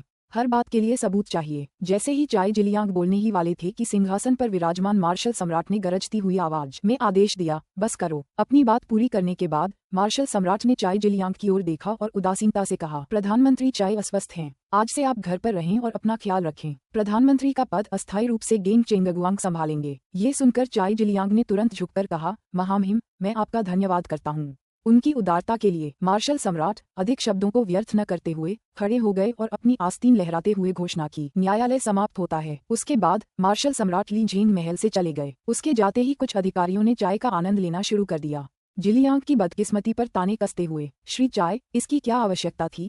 अब देखिए, इसकी वजह से आपने अपना पद खो दिया है। श्री चाय, मुझे लगता है कि महामहिम बिल्कुल सही है। आप कुछ वर्षों से प्रधानमंत्री हैं और आप अपनी जगह भूल गए हैं। हमारी महान वू सेना महान शिया की राजधानी पहुंचने ही वाली है और श्री चाई महामहिम का विरोध करने की हिम्मत कर रहे हैं।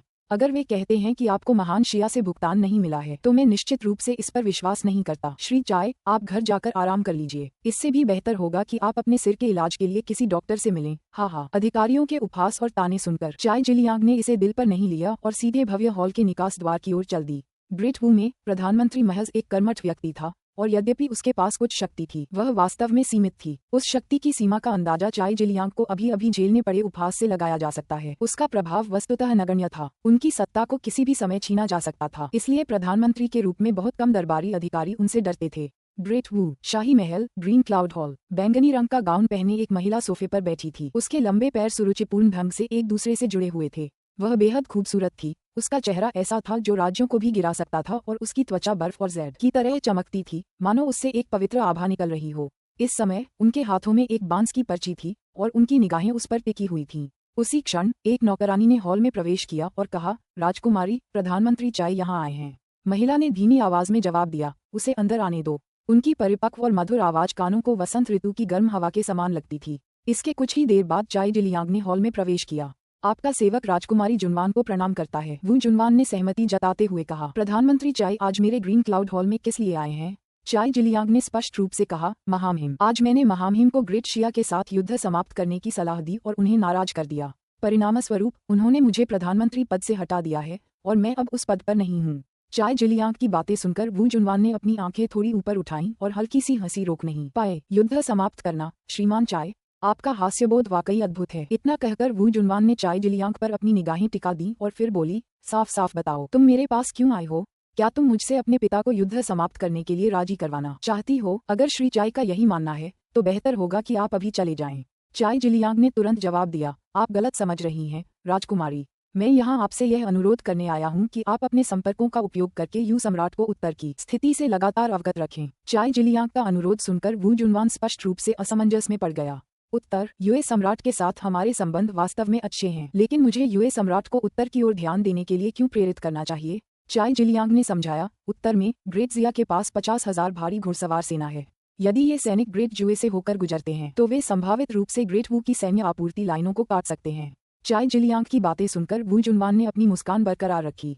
क्या श्री चाई ग्रेट शिया के उत्तरी राजकुमार की 50,000 भारी घुड़सवार सेना का जिक्र कर रहे हैं? वू जुनवान कोई साधारण राजकुमारी नहीं थी। उनके पास अपार शक्ति थी और वे सभी महान राजवंशों और राष्ट्रों के मामलों से भलीभांति परिचित थीं। उन्हें ये भी पता था कि चाई जिलियांग का 50,000 भारी घुड़सवारों से क्या तात्पर्य था। चाई जिलियांग ने पुष्टि करते हुए कहा, बिल्कुल सही। इसके बाद वू जुनवान ने चिंता को खारिज करते हुए कहा, श्री चाई को चिंता करने की कोई आवश्यकता नहीं है। वे 50,000 घुड़सवार सैनिक ग्रेट जू से होकर नहीं गुजर पाएंगे। बर्बर जनजातियों को दक्षिण की ओर बढ़ने से रोकने के लिए ग्रेट जू ने उत्तर की ओर 2 लाख सैनिक भेजे हैं। भले ही महान जुए राजवंश के यू सम्राट द्वारा उत्तरी राजकुमार को मार्ग देने से इनकार करने की संभावना को भी दरकिनार कर दिया जाए, फिर भी यदि वे महान जुए की भूमि से चुपके से निकलने की कोशिश करते हैं तो वे 2 लाख सैनिक उन्हें रोक देंगे। अध्याय 200 अध्याय 164।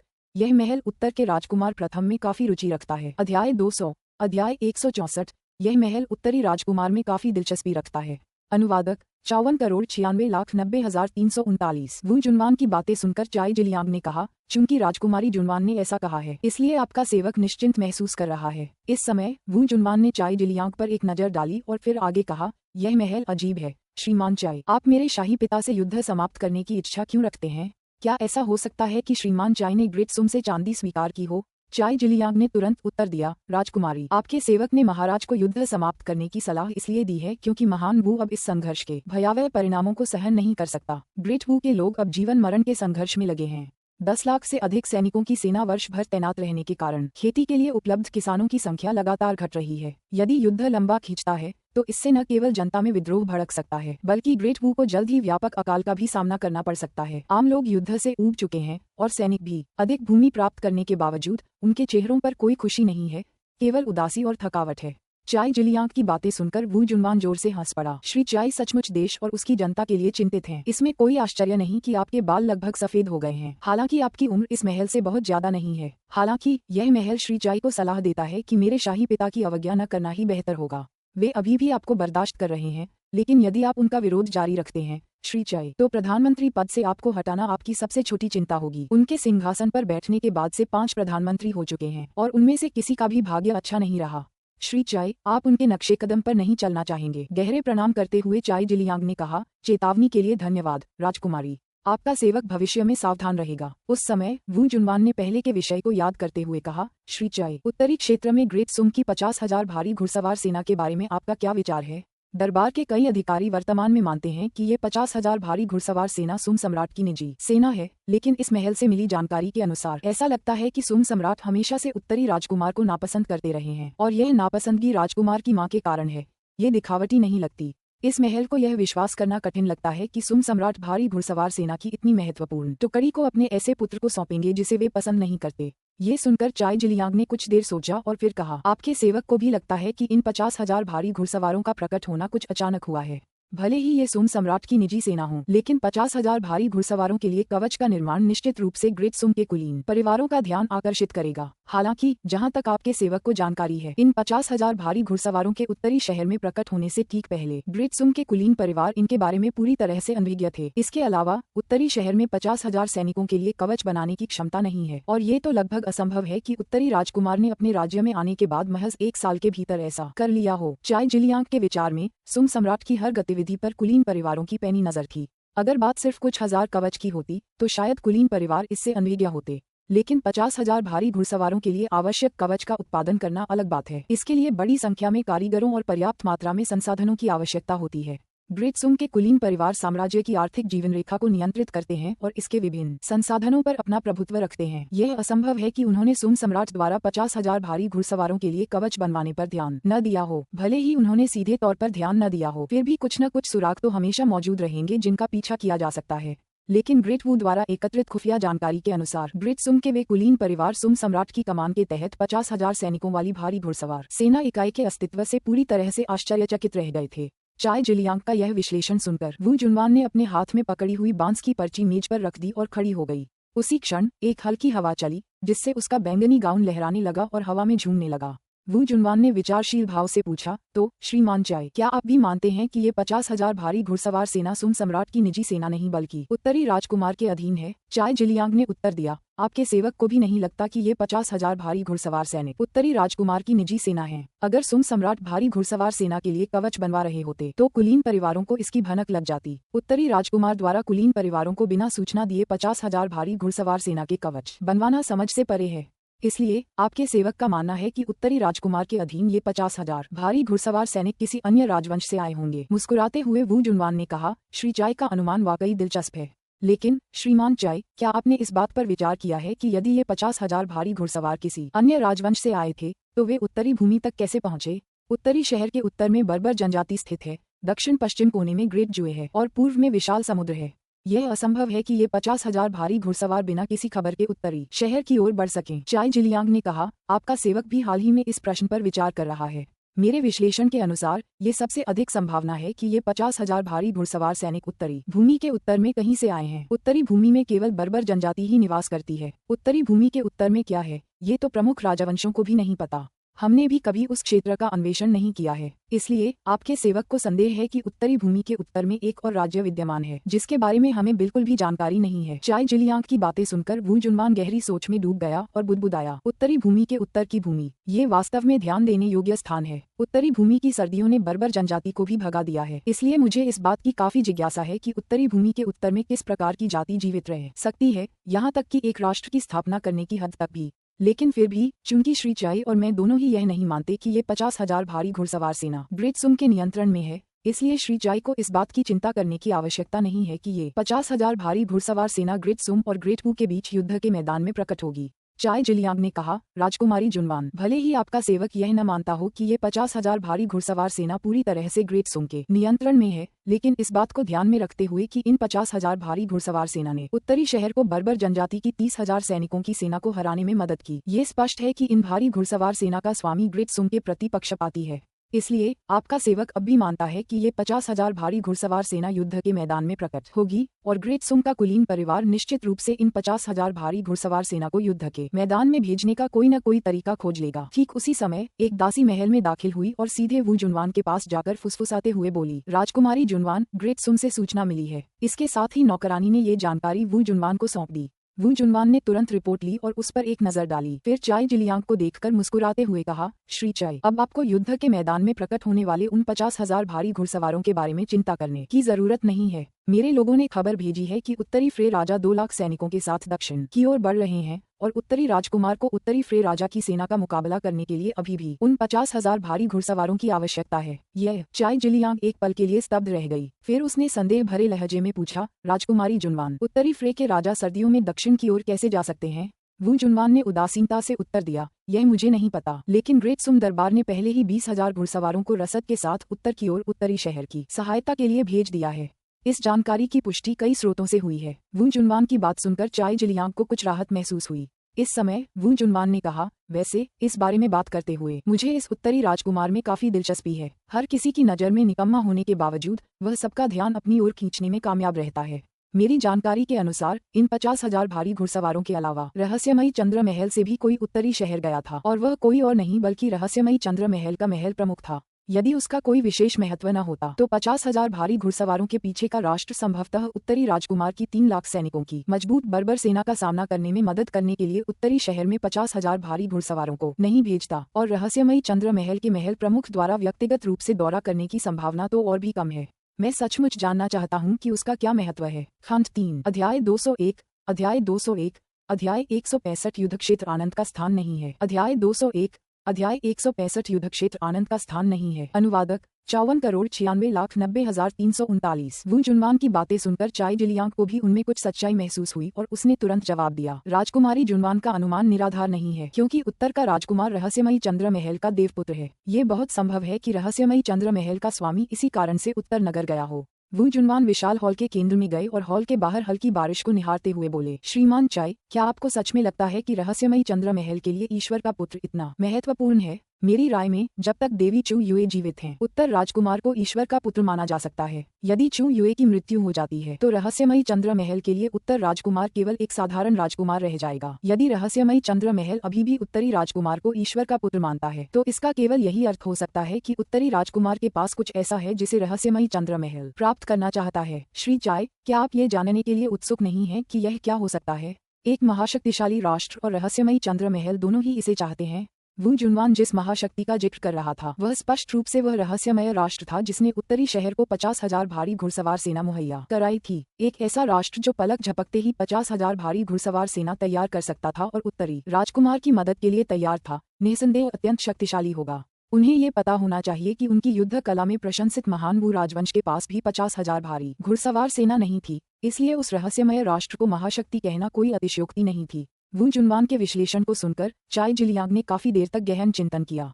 वू जुनवान ने आगे कहा, अब मुझे इस बात की और भी ज्यादा जिज्ञासा है कि उत्तरी राजकुमार का क्या महत्व है। लगता है मुझे कुछ लोगों को उत्तरी शहर भेजने की व्यवस्था करनी होगी। जब वह बोल रही थी, वू जुनवान ने चाय जिलियांग की ओर देखा और फिर पूछा, श्रीमान चाय, क्या आपके पास कुछ और है? वू जुनवान की परिपक्व और सौम्य आवाज सुनकर चाय जिलियांग तुरंत वास्तविकता में लौट आई और जल्दी से जवाब दिया, इस अधिकारी के पास इससे आगे कुछ नहीं है। यह अधिकारी अब यहाँ से विदा लेंगे। इतना कहकर चाय जिलियांग मुड़ी और चली गई। चाय जिलियांग की दूर जाती हुई आकृति को देखते हुए वू जुनवान विचारों में खोया हुआ प्रतीत हो रहा था। चाय जिलियांग के महल से चले जाने के बाद वू जुनवान के बगल में खड़ी एक दासी ने कहा, राजकुमारी जुनवान, इस नौकरानी ने सुना है कि श्री चाय ने हाल ही में एक और विवाह प्रस्ताव को ठुकरा दिया है। वू जुनवान ने उदासीनता से कहा, बहुत ज्यादा बातूनी है। वू जुनवान को गुस्से में देखकर नौकरानी ने तुरंत अपना मुंह बंद कर लिया। उस क्षण वू जुनवान ने मन ही मन बुदबुदाया, मैं सचमुच युए सम्राट से ईर्ष्या करती हूँ। मुझे आश्चर्य है कि मैं कब उनके जैसी बन पाऊंगी। पलक झपकते ही 1 महीना बीत गया। लू चेन तियानागुआंग शहर में 1 महीने से इंतजार कर रहा था और उसका वजन 10 पाउंड से अधिक कम हो गया था। उन्हें इससे पहले कभी किसी के लिए इतना लंबा इंतजार नहीं करना पड़ा था। हालांकि लू चेन एक राजकुमार था और उसके साथ एक आम सैनिक से बेहतर व्यवहार किया जाता था, फिर भी तियानागुआंग शहर की स्थिति यान काउंटी से कहीं बेहतर थी। इसके अलावा तियानागुआंग शहर और यान काउंटी के बीच का रास्ता दुर्गम था और बर्फबारी के बाद सामान पहुंचाना और भी मुश्किल हो जाता था। तियानागुआंग शहर में भोजन, सुविधाएं और आवास यान काउंटी की तुलना में कहीं बेहतर नहीं थे, लेकिन सौभाग्य से लू चेन अपने वातावरण के अनुकूल ढलने में माहिर था। इसके अलावा वह आखिरकार एक राजकुमार था जिसने अपनी सेना का नेतृत्व करते हुए एक मिशन पर गया था। यदि वह खराब परिस्थितियों के बारे में शिकायत करता तो भविष्य में वे कौन सी लड़ाइयां लड़ेंगे। इस समय लू चेन यान काउंटी से भेजे गए इस चूल्हे की जांच करते हुए चूल्हे के पास बैठकर खुद को गर्म कर रहा था। मुजिंगवू ने कहा, राजकुमार, इस अधीनस्थ ने सुना है कि कुछ आम लोग लकड़ी के बजाय जलाने के लिए काले पत्थर उठा रहे थे, लेकिन अगले दिन वे अपने घरों में जहर से मरे हुए पाए गए। क्या हम सचमुच इन काले पत्थरों को लकड़ी के विकल्प के रूप में इस्तेमाल करने जा रहे हैं? चूल्हे के अंदर जो जल रहा था वह कारीगरों द्वारा संसाधित किया गया कोयला था। हालांकि लू चेन अब यान काउंटी में नहीं था। उसने उत्तरी राजकुमार हवेली में अपने काम की व्यवस्था कर ली थी। चूल्हे बनाना और कोयले का खनन करना ऐसी गतिविधियां थीं जो लू चेन के यान काउंटी छोड़ने के बाद शुरू हुईं। जहां तक कोयले की बात है, इस दुनिया के लोग इसे नहीं समझते थे और इसे पत्थर ही मानते थे। अब यान काउंटी के नागरिक कोयले को काला पत्थर कहते हैं। पहले आम लोगों को यह नहीं पता था कि काले पत्थरों में आग लग सकती है।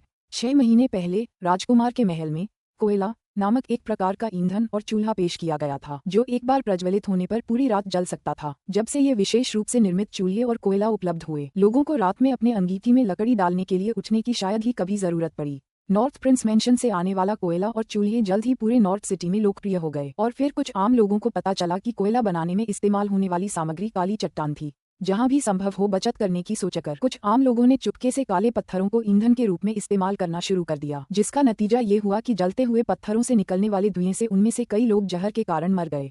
इससे कुछ आम लोगों में ये चिंता भी पैदा हो गई कि क्या कोयला भी जहर से मौत का कारण बन सकता है। हालांकि नॉर्थ प्रिंस मेंशन ने पहले ही नोटिस लगा दिए थे जिसमें आम लोगों को ये बताया गया था कि कोयले को कुछ पदार्थों से उपचारित किया गया है ताकि उसमें मौजूद जहरीले पदार्थों को हटाया जा सके, और साथ ही सभी को वेंटिलेशन बनाए रखने की याद दिलाई गई थी। फिर भी कुछ लोग ऐसे थे जिन्होंने कोयले का उपयोग करने की हिम्मत नहीं की। ये सिर्फ आम लोग ही नहीं थे, उत्तरी शहर के कुछ अधिकारी भी कोयले का इस्तेमाल करने से डरते थे, जिनमें मेरे सामने खड़े मुजिंगवू भी शामिल थे। मुजिंगवू की बात सुनकर लू चेन ने जवाब दिया, कैप्टन मो, क्या राजकुमार के महल ने कोयले के उपयोग के लिए सावधानियों के बारे में विस्तृत सूचना जारी नहीं की है? फिर भी आपको कोयले से इतनी घृणा क्यों है? मुजिंगवू ने उत्तर दिया, मुझे बस इतना लगता है कि जलते हुए कोयले से निकलने वाला धुआं नाक में जलन पैदा करता है और शरीर के लिए हानिकारक हो सकता है। लू चेन ने उदासीनता से कहा, ये तो सामान्य बात है। हम जो कोयले की ईंटें इस्तेमाल कर रहे हैं वे साधारण काले पत्थरों से बहुत अलग हैं। इन ईंटों को जलाने पर निकलने वाली जहरीली गैसें काफी कम हो गई हैं। जब तक हवा का आवागमन ठीक रहेगा कोई समस्या नहीं होगी। नॉर्थ सिटी को अब से सर्दियों में काम चलाने के लिए आपके द्वारा बताए गए काले पत्थरों पर निर्भर रहना पड़ेगा। आप सभी को जल्दी से इनकी आदत डाल लेनी चाहिए। अगर आप जैसे अधिकारी भी कोयले का इस्तेमाल करने से डरते हैं तो आम लोग इसका इस्तेमाल करने की हिम्मत कैसे कर सकते हैं। मुजिंगफू ने शर्मिंदा होकर कहा, राजकुमार जो कह रहे हैं वह सच है। तभी जियाओ पेंगथियन कमरे में दाखिल हुई और बोली, राजकुमार, यान काउंटी ने कुछ नौकरानियों को भेजा है। उनका कहना है कि वे आपकी देखभाल करने आए हैं। राजकुमार होने के नाते लू चेन का रुतबा बहुत ऊंचा था और वे आम लोगों से अलग थे। उत्तरी राजकुमार के महल में कुछ लोगों को डर था कि तियानगुआंग शहर में लू चेन को कठिनाइयों का सामना करना पड़ सकता है, इसलिए उन्होंने विशेष रूप से कुछ नौकरानियों को उनकी दैनिक जरूरतों का ख्याल रखने के लिए भेजा था। ये सुनकर लू चेन की भौहें तन गईं। हालांकि उनकी चिंता निश्चित रूप से अच्छी बात थी। वह इस समय युद्ध में सेना का नेतृत्व कर रहा था, ऐसे में वह इस तरह के विशेष व्यवहार का आनंद कैसे ले सकता था। उसने तुरंत कहा, इन्हें वापस भेज दो और कह दो कि राजकुमार को किसी की देखभाल की जरूरत नहीं है। यह मु चांगतियान ने बगल से कहा, राजकुमार, आखिरकार आप एक राजकुमार हैं और तियानगुआंग शहर की परिस्थितियां कठिन हैं। ऐसे में आपकी देखभाल करने वाला कोई न हो, ऐसा कैसे हो सकता है। लू चेन ने सख्ती से कहा, ये युद्ध का मैदान है, मौज मस्ती करने की जगह नहीं। किसी को भी विशेष व्यवहार की उम्मीद नहीं करनी चाहिए, यहाँ तक कि राजकुमार को भी नहीं। हालांकि बाई किंग पूरे महीने लू चेन के साथ रही, लेकिन उसने उसे एक बार भी नहीं छुआ था। अगर वह यान काउंटी में पीछे होता तो वह अपनी मर्जी से कुछ भी कर सकता था, लेकिन युद्ध के मैदान में नहीं।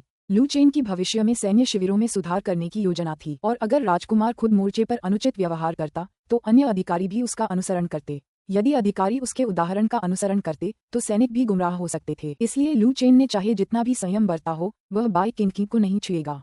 लू चेन के गंभीर चेहरे को देखकर मु चांगतियन को उसके प्रति एक निश्चित प्रशंसा का भाव महसूस हुआ। लू चेन जैसे सुख प्रेमी व्यक्ति के लिए तियानगुआंग शहर में इतने लंबे समय तक महिलाओं से दूर रहना कोई छोटी उपलब्धि नहीं थी। ग्रित्सुम की सेना में सैन्य अनुशासन हमेशा से ही काफी खराब रहा था और अन्य महान राजवंशों की सेनाओं के साथ भी स्थिति कुछ ऐसी ही थी। कुछ पल के आश्चर्य के बाद जियाओ पेंगथियन ने तुरंत कहा, मैं उन्हें अभी वापस भेज दूंगा। इसके बाद जियाओ पेंगथियन मुड़ा और चला गया। उसी क्षण लू चेन ने कमरे में मौजूद लोगों को संबोधित करते हुए कहा, मेरी बात याद रखना, आज से मोर्चे पर बने शिविरों में सैन्य वेश्याओं जैसी कोई महिला नहीं होनी चाहिए।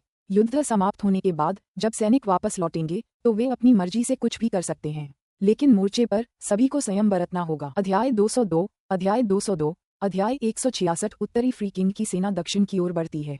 अध्याय 202 अध्याय 166 उत्तर फ्री किंग की सेना दक्षिण की ओर अग्रसर होती है। अनुवादक 54,96,9339। इस समय लू चेन वास्तव में कुछ गुस्से में था। लू चेन मूर्ख नहीं था, वह 1 महीने से अधिक समय से तियानगुआंग शहर में था और उत्तरी राजकुमार के महल ने उसके पास एक नौकरानी क्यों नहीं भेजी और अब क्यों भेजी। ये बिल्कुल स्पष्ट था कि किसी ने उन्हें सूचना दे दी थी कि उसे तियानगुआंग शहर में मुश्किलों का सामना करना पड़ रहा है, इसीलिए उत्तरी राजकुमार के महल ने उसकी देखभाल के लिए एक नौकरानी को भेजा था। क्या सूचना लीक करने वाले लोगों ने वास्तव में ऐसा इसलिए किया क्योंकि वह राजकुमार था और उन्हें डर था कि तियानगुआंग शहर में उसे कष्ट सहना पड़ेगा। इसका सिर्फ यही मतलब निकाला जा सकता है कि शायद नहीं। पिछले कुछ दिनों में लू चेन ने कुछ अफवाहें भी सुनी थीं। उत्तरी शहर के कुछ सैनिक इस बारे में बात कर रहे थे कि उसने बाई किंग को दूसरे शिविर में स्थानांतरित कर दिया था और अपने आसपास किसी भी महिला को नहीं रखता था। यहाँ तक कि राजकुमार भी अपने साथ महिलाओं को नहीं रखता था, जिसके कारण ये सैनिक शिविर में खुद को बेचने के लिए आने वाली महिलाओं को छूने से भी हिचकिचाते थे। इससे लू चेन को संदेह हुआ, क्या ऐसा हो सकता है कि कोई चाहता हो कि वह एक मिसाल कायम करे ताकि वे भी उसका अनुसरण कर सकें और इस तरह खुद को किसी भी दबाव से मुक्त कर सकें। लू चेन को क्रोधित देखकर मु चांगतियान को तुरंत अपनी गलती का एहसास हुआ और वह तुरंत आधा घुटने टेक कर बोला, राजकुमार, मैंने ही राजकुमारी को आपके शिविर में बिताए जीवन के बारे में संदेश भेजा था। मेरी गलती है, कृपया मुझे दंडित करें राजकुमार। मु चांगतियान की बातें सुनकर लू चेन ने मन ही मन उपहास किया। वह जानता था कि कोई न कोई उन्हें इसकी सूचना जरूर दे रहा होगा। इसके बाद लू चेन ने कहा, जनरल मु, मैं इस बार इसे माफ कर देता हूँ, लेकिन दोबारा ऐसा न होने दें।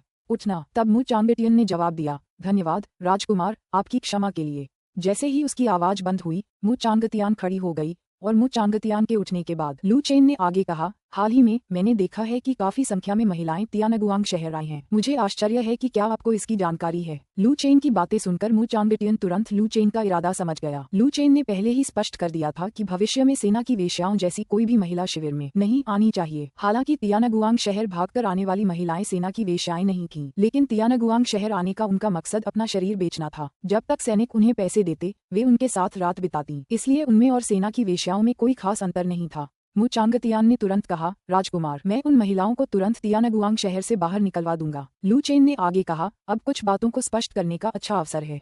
जब आप वापस जाएं तो मेरी बात सैनिकों तक भी पहुंचा देना। मेरी सेना को सख्त सैन्य अनुशासन बनाए रखना होगा और युद्ध के मैदान में सभी प्रयास युद्ध प्रयासों की ओर निर्देशित होने चाहिए, न कि भोग विलास में लिप्त होने की ओर। बेशक ये सिर्फ सैनिकों के लिए ही नहीं बल्कि आपके लिए भी है। इस समय मु चांगतियन ने कहा, राजकुमार, मैं आपके इरादों को समझता हूँ, लेकिन सेना में अच्छे और बुरे लोगों के मिश्रण को देखते हुए उन्हें आदेशों का पूरी तरह से पालन करने और महिलाओं की तलाश करने से रोकने के लिए राजी करना आसान नहीं होगा। मु चांगतियान की बातें सुनकर लू चेन को जरा भी आश्चर्य नहीं हुआ। मु चांगतियान ने जो कहा वह सही था। उत्तरी शहर में वर्तमान सेना की संरचना लू चेन की कल्पना से बिल्कुल अलग थी। फिर लू चेन ने मु चांगतियन की ओर देखा और पूछा, जनरल मु, आपको मेरी ब्लैक कैवलरी कैसी लगी? मु चांगतियन ने कहा, वे आदेशों का पालन करते हैं और सख्त सैन्य अनुशासन बनाए रखते हैं। लू चेन मुस्कुराते हुए बोला, अगर ब्लैक कैवलरी यह कर सकती है तो क्या नॉर्थ सिटी की सेना भी यह नहीं कर सकती? यह कुछ देर सोचने के बाद मु चांगतियन को एहसास हुआ कि यह तर्कसंगत तो है, लेकिन इसके लिए सेना का पुनर्गठन करना होगा और संभवतः कई सैनिकों को सेवामुक्त करना पड़ेगा। इसके बाद लू चेन ने कहा, इस युद्ध के बाद मैं सख्त सैन्य अनुशासन वाली एक नई सेना स्थापित करने का इरादा रखता हूँ। आपराधिक रिकॉर्ड वाले, अपराध करने वाले या आवारागर्दी करने वाले सैनिकों को मेरी नई सेना में शामिल होने से रोक दिया जाएगा। लू चेन के बोलते ही ली फेंग ने उसे याद दिलाया, राजकुमार, उत्तरी शहर में बहुत सारे आवारा लोग हैं। अगर हम उन्हें सेना में भर्ती नहीं करते हैं और उनके पास जाने के लिए कोई और जगह नहीं है तो एक साथ इकट्ठा होकर वे परेशानी पैदा कर सकते हैं। ऐतिहासिक रूप से कई अपराधी और आवारा लोग सेना में रहे थे जिन्हें सम्राट तोप के चारे के रूप में देखता था, युद्ध में बलि का बकरा बनने के लिए। इसलिए उन्हें युद्ध के मैदान के लिए सबसे उपयुक्त माना जाता था। यदि नॉर्थ सिटी आवारा लोगों को सेना में भर्ती नहीं करता है और उनकी संख्या में भारी वृद्धि होती है तो इसका नॉर्थ सिटी की सार्वजनिक व्यवस्था पर काफी प्रभाव पड़ेगा। लू चेन ने उदासीनता से कहा, जनरल ली की चिंता में कुछ खूबियां हैं। हालांकि मैंने उन बेघरों के लिए पहले ही जगह ढूंढ ली है। ये सुनकर सबने एक दूसरे की ओर देखा और कुछ नहीं कहा। उन्होंने शायद अंदाजा लगा लिया होगा कि लू चेन आवारा लोगों के लिए किस तरह की जगह का जिक्र कर रहा था। नॉर्थ सिटी की सड़कों का निर्माण शुरू हो चुका था और कोयला खदानों का बड़े पैमाने पर दोहन किया जा रहा था। दोनों के लिए श्रम की आवश्यकता थी और श्रम की कमी की तुलना में नॉर्थ सिटी में बेघर लोगों की संख्या नगण्य थी। इस पर लू चेन ने आगे कहा, सेना की मानसिकता बदलनी चाहिए। हम किसी को भी स्वीकार नहीं कर सकते। अगर सेना गुंडों और बदमाशों से भरी होगी तो आम लोग मेरी सेना पर कैसे भरोसा कर पाएंगे? अगर लोग मेरे नेतृत्व वाली सेना पर ही भरोसा नहीं कर सकते तो वे मुझ पर कैसे भरोसा करेंगे? नॉर्थ सिटी की सेना मुझसे जुड़ी हुई है। हम अपमान और सम्मान दोनों में भागीदार हैं। यदि सेना के भीतर का मनोबल अशांत बना रहे, यदि सैनिक राष्ट्र की रक्षा और संरक्षण के बजाय केवल पदोन्नति और धन के लालच में भर्ती हों, तो ऐसी सेना विजय में तो अच्छा प्रदर्शन कर सकती है, लेकिन जरा सी भी विपत्ति आने पर सैनिक अपने हितों को सर्वोपरि मानेंगे और पूरी सेना शीघ्र ही अपना युद्ध बोध खो सकती है। मैं अपने जीवन काल में अपनी कमान के अधीन किसी सेना को शत्रु के पहले ही हमले में ध्वस्त होते नहीं देखना चाहता। अध्याय 203, अध्याय 203, अध्याय 166। उत्तरी फ्रे राजा की सेना दक्षिण की ओर मार्च करती है। _2 अध्याय 203, अध्याय 166। उत्तरी फ्रे राजा की सेना दक्षिण की ओर मार्च करती है। _2 अनुवादक 54,96,339। इस समय मु चांगतियन और अन्य लोग चुपचाप लू चेन का भाषण सुन रहे थे और वे सभी इस बात से थोड़ा आश्चर्यचकित थे कि राजकुमार, जिसने अपने अधिकांश दिन राजमहल में बिताए थे, सेना के निर्माण पर इतनी गहरी अंतर्दृष्टि रखता था। लू चेन ने आगे कहा, जनरल मु, अब से उत्तरी शहर में नई सेना के निर्माण की जिम्मेदारी आपकी होगी। मेरी बात याद रखना, नई सेना में भर्ती होने वाले सभी सैनिक सर्वश्रेष्ठ होने चाहिए और नई सेना का निर्माण ब्लैक कैवलरी के स्तर का होना चाहिए। बैरकों में पहले पाए जाने वाली किसी भी प्रकार की कुटिल और भ्रष्ट प्रथा को दोबारा पनपने नहीं दिया जाएगा। मु चांगतियान ने तुरंत जवाब दिया, जी हाँ मेरे राजकुमार। इस समय लू चेन अपनी सीट से उठे और बोले, आज के लिए बस इतना ही। मैं शहर की दीवारों पर जाकर थोड़ी ताज़ी हवा लूंगा। मैंने अभी जो कहा उस पर विचार करूंगा और उत्तरी शहर में बनने वाली नई सेनाओं के बारे में सोचूंगा। जैसे ही उनकी आवाज समाप्त हुई, लू चेन कमरे से बाहर निकल गए और सभी ने एक स्वर में कहा, हम राजकुमार को विदाई देते हैं। लू चेन के जाने के बाद कमरे में मौजूद जनरलों ने एक दूसरे को देखा और काफी देर की चुप्पी के बाद मु जिंगवू ने आखिरकार कहा, पिताजी, राजकुमार ने अभी कहा कि नई सेना में केवल सर्वश्रेष्ठ लोगों को ही भर्ती किया जाना चाहिए।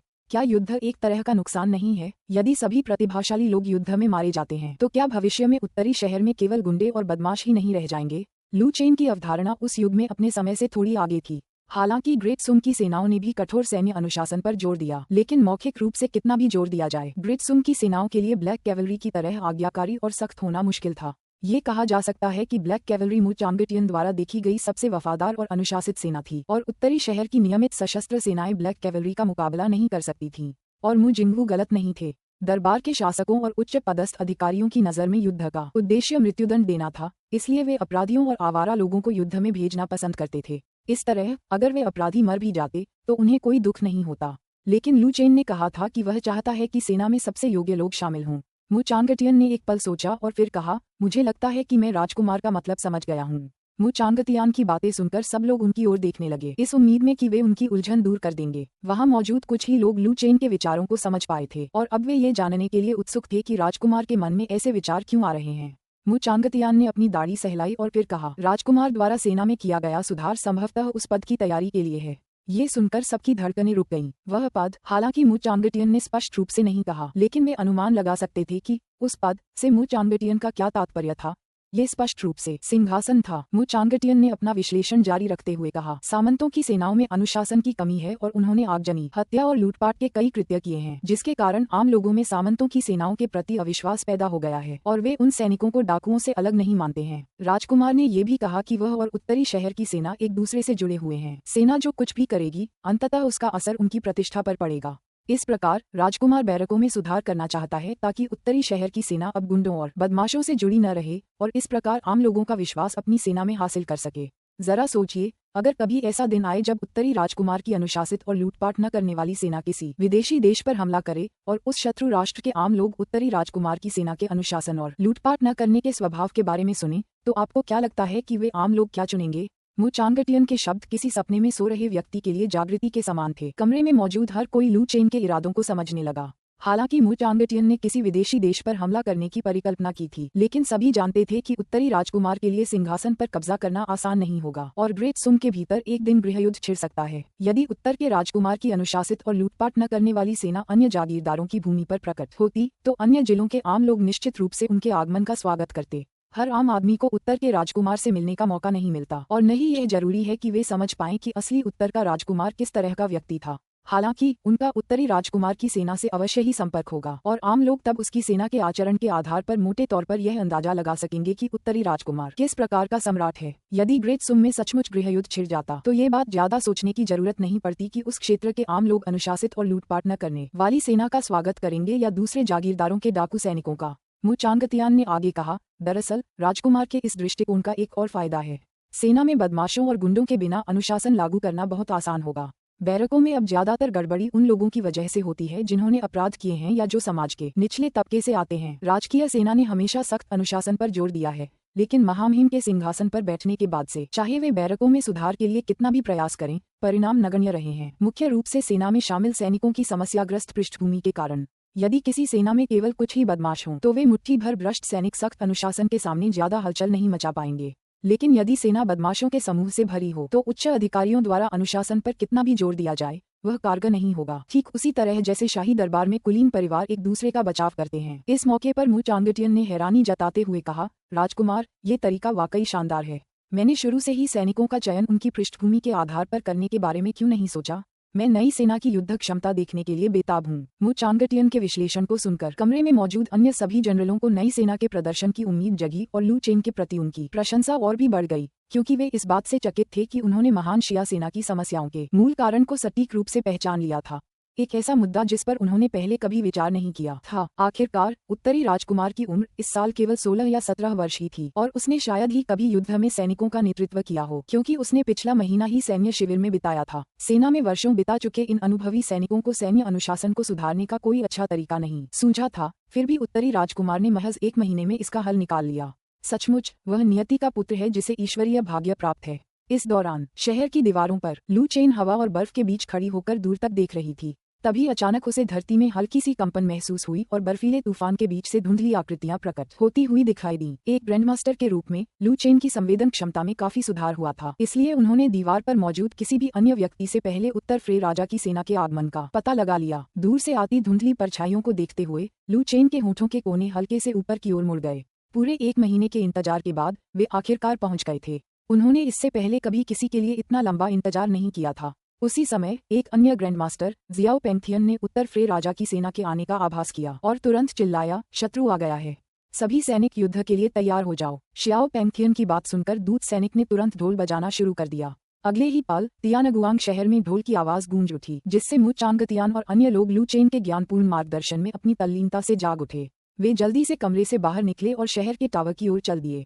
इस समय तियानगुआंग शहर के सभी सैनिक युद्ध की मुद्रा में थे। शहर की दीवारों पर तैनात सैनिकों ने थंडर्स और कैटापुल्ट्स को तैनात करना शुरू कर दिया और उन्हें तुरंत उपयोग के लिए तैयार कर दिया। सभी लोग आगामी युद्ध के लिए तैयार थे। जैसे जैसे घोड़ों के खुरों की आवाज करीब आती गई, दूर दिख रही आकृतियां और स्पष्ट होती गईं। उत्तर फ्रे राजा की विशाल सेना को देखकर ली फेंग ने टिप्पणी किए बिना नहीं रह सका। मुझे उम्मीद नहीं थी कि उत्तर फ्रे राजा सचमुच आएंगे। हालांकि उन्होंने लंबे समय से सुना था कि उत्तरी फ्री किंग सर्दियों में दक्षिण की ओर बढ़ने की योजना बना रहा है, लेकिन सभी को आश्चर्य था कि क्या उत्तरी फ्री किंग अंततः आक्रमण न करने का फैसला करेगा। मौसम ठंडा होता जा रहा था। उत्तरी शहर में पहले ही बर्फ गिरनी शुरू हो गई थी। मैदानी इलाके तो और भी ठंडे होंगे और ऐसी परिस्थितियों में यह संभव था कि उत्तरी फ्री के राजा दक्षिण की यात्रा को बीच में ही छोड़ दें। लेकिन नॉर्थ फ्री किंग फिर भी आ गया था। इस समय लू चेन मुस्कुराते हुए दूर खड़ी बर्बर सेना की ओर देखते हुए बोला, अगर वह नहीं आता तो मेरे पास ये सारे उपहार भेजने की कोई जगह नहीं होती जो मैंने तैयार किए थे। मुझे वास्तव में डर था कि वह नहीं आएगा। फिर मु चांगटियन ने पूछा, राजकुमार, तियानगुआंग शहर का इलाका काफी खुला है। अगर हम शुरुआत में ही थंडर्स का इस्तेमाल करें तो हम बर्बर सेना को तुरंत डराकर भगा सकते हैं। अगर वे भागने का फैसला करते हैं तो मुझे डर है कि उन्हें यहाँ रोकना मुश्किल होगा। आकाश भेड़िया राजा की 3 लाख सैनिकों की सेना को नष्ट करने में उनकी सफलता का एकमात्र कारण वानिंग घाटी का भौगोलिक स्वरूप था। आकाश भेड़िया राजा की सेना के वानिंग घाटी में प्रवेश करते ही काली घुड़सवार सेना ने घाटी के प्रवेश द्वार को अवरुद्ध कर दिया और दोनों ओर पहाड़ों से घिरी होने के कारण बर्बर घुड़सवार सेना के पास भागने का कोई रास्ता नहीं बचा था। लेकिन तियानगुआंग शहर अलग है।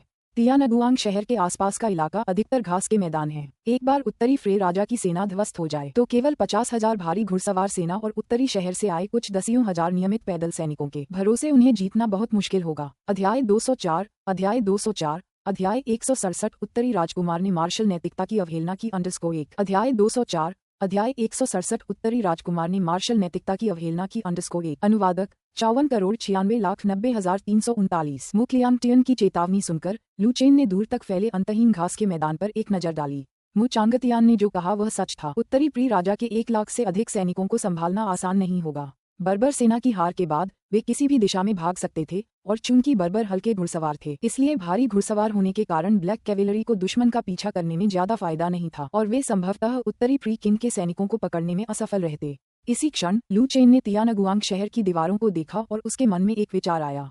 यदि उत्तरी प्री राजा की सेना को पूरी तरह से तियानगुआंग शहर में लुभाया जा सके तो वह द्वारों को अवरुद्ध कर सकता है और उन सभी को एक जाल में फंसा सकता है जिससे सैनिकों के पास भागने का कोई रास्ता नहीं बचेगा। हालांकि नॉर्थ प्री किंग के पास 1 लाख से अधिक सैनिक थे। उन्हें लुभाना आसान नहीं होगा और वे शायद इस झांसे में न आए। नॉर्थ प्री किंग मूर्ख नहीं था।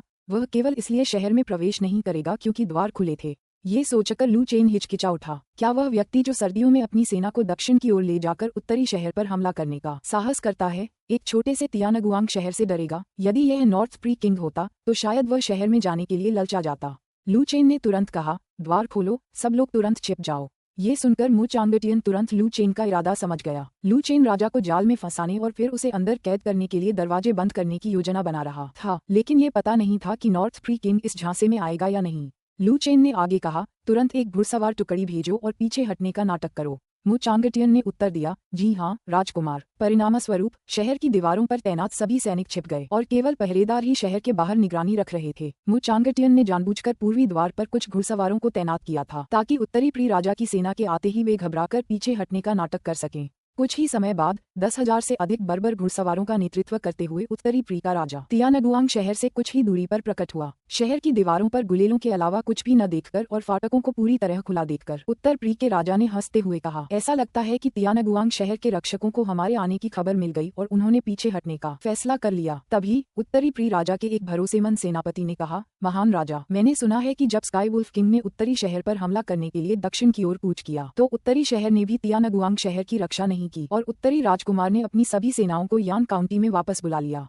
परिणामस्वरूप वानिंग घाटी में स्काई वुल्फ किंग पर घात लगाकर हमला किया गया, जिससे उसके 3 लाख सैनिकों का सफाया हो गया। ठीक उसी समय बर्बर जनजाति का एक जासूस सैनिक लौटा और उसने सूचना दी, महान राजा, पूर्वी द्वार पर ग्रेट सुंग घुड़सवार सेना की एक टुकड़ी देखी गई है। वे सीधे दक्षिण की ओर भाग रहे हैं। ये सुनकर उत्तरी प्री राजा के भरोसेमंद जनरलों में से एक ने तुरंत कहा, महान राजा, मैं अपने आदमियों को लेकर तुरंत उन ग्रेट सुंग घुड़सवारों का पीछा करूंगा। मैं सुनिश्चित करूंगा कि उनमें से कोई भी बचकर न निकल पाए। नॉर्थ प्री किंग ने उसे रोकने के लिए अपना हाथ उठाया और कहा, कोई जरूरत नहीं है, उन्हें भागने दो, वे तो बस मामूली लोग हैं। यान काउंटी का वह नौजवान शायद हमारे खिलाफ भी वही रणनीति अपनाना चाहता है जो उसने स्काई वुल्फ किंग के खिलाफ अपनाई थी, लेकिन वह मुझे बहुत कम आंक रहा है। हम तियानगुआंग शहर में कुछ दिनों तक आराम करेंगे फिर यान काउंटी पर हमला करने का रास्ता खोजेंगे। उत्तर फ्रे के राजा ने तियानगुआंग शहर पर एक नजर डाली और पाया कि शहर की दीवारों पर उत्तर राजकुमार हवेली का झंडा भी नहीं लगा था। फिर नॉर्थ फ्री किंग ने आदेश दिया, शहर में प्रवेश करो। नॉर्थ फ्रे किंग के विचार में ब्रिटसम के सैनिक उससे डरे हुए थे, इसीलिए वे सब दक्षिण की ओर भाग गए थे और वह जानकारी जुटाने के लिए शहर में जासूस भेजने में समय बर्बाद नहीं करना चाहता था। सीधे अंदर जाना ही बेहतर था। घास के मैदान को पार करने के बाद उसके सैनिक बेहद थक चुके थे और उन्हें आराम की सख्त जरूरत थी। तियानगुआंग शहर के बाहर डेरा डालना और आराम करना शहर पर कब्जा करके आग जलाने और खाना पकाने जितना अच्छा नहीं था। ठंड से बचाव के मामले में उनके तंबू ग्रेट सुम के लोगों के मिट्टी के घरों का मुकाबला नहीं कर सकते थे। इस समय नॉर्थ फ्रे किंग की सेना के लिए तियानगुआंग शहर बेहद आकर्षक था। इस समय अपने पहरेदारों के माध्यम से लू चेन ने देखा कि उत्तर फ्रे का राजा वास्तव में अपनी सेना को सीधे शहर में ले जा रहा था और वह क्षण भर के लिए अचंभित रह गया। एक भी जासूस भेजे बिना वे सीधे शहर में घुस गए और नॉर्थ सिटी के प्रति पूर्ण उपेक्षा का प्रदर्शन किया। नॉर्थ फ्री किंग का अहंकार हद से ज्यादा था। इसमें कोई आश्चर्य नहीं कि उसने कड़ाके की ठंड में नॉर्थ सिटी के खिलाफ दक्षिण की ओर आक्रमण करने का साहस किया। यह उसके साहसी चरित्र के साथ पूरी तरह से मेल खाता था। इसके बाद लू चेन ने अपने आसपास मौजूद लोगों से कहा, युद्ध के लिए तैयार हो जाओ। उन्हें चिंता थी कि नॉर्थ फ्री किंग इस जाल में नहीं फंसेगा, लेकिन उनकी हैरानी की बात यह थी कि बाद वाले को जरा भी संदेह नहीं था और वह आत्मविश्वास से शहर में दाखिल हो गया। अब जबकि उनका मेहमान आ चुका था तो उपहार पेश करने का समय आ गया था जो उन्होंने तैयार किया था। इस बीच उत्तरी फ्रे के राजा को आने वाले खतरे का बिल्कुल भी अंदाजा नहीं था। जब वह तियानगुआंग शहर के द्वारों से गुजरे और अंदर की सुनसान इमारतों को देखा तो उन्होंने कहा, ग्रेटसुम सचमुच कायरों को पैदा करता है, क्योंकि हमारे सींग बजाने से पहले ही वे डरकर भाग गए। स्काई वुल्फ किंग ऐसे दुश्मन से हार गया। वह सचमुच अक्षम था। अगर उन 3 लाख सैनिकों की कमान मेरे हाथ में होती तो मैं अब तक ग्रेट सम की शाही राजधानी पहुंच चुका होता। नॉर्थ फ्रे किंग जितना बोलता गया उसका गुस्सा उतना ही बढ़ता गया। उसने स्काई वुल्फ किंग को कई हजार सैनिक उधार दिए थे और बदले में उसे कुछ नहीं मिला, जबकि जिस स्त्री पर उसकी नजर थी उसे नॉर्थ सिटी के उस नौजवान ने छीन लिया। ये बात उसे भला कैसे बर्दाश्त हो सकती थी। उसी क्षण नॉर्थ फ्री किंग के एक भरोसेमंद सेनापति ने कहा, महान राजा, नॉर्थ सिटी पर विजय प्राप्त करने के बाद क्या हम वहां अपना राष्ट्र स्थापित करेंगे? नॉर्थ फ्री किंग ने उपहास उड़ाते हुए उत्तर दिया, एक राष्ट्र की स्थापना? किस राष्ट्र की स्थापना करनी है? मैं उस मूर्ख स्काई वुल्फ किंग की तरह नहीं हूँ जो हमेशा दिवास्वप्न देखता रहता है।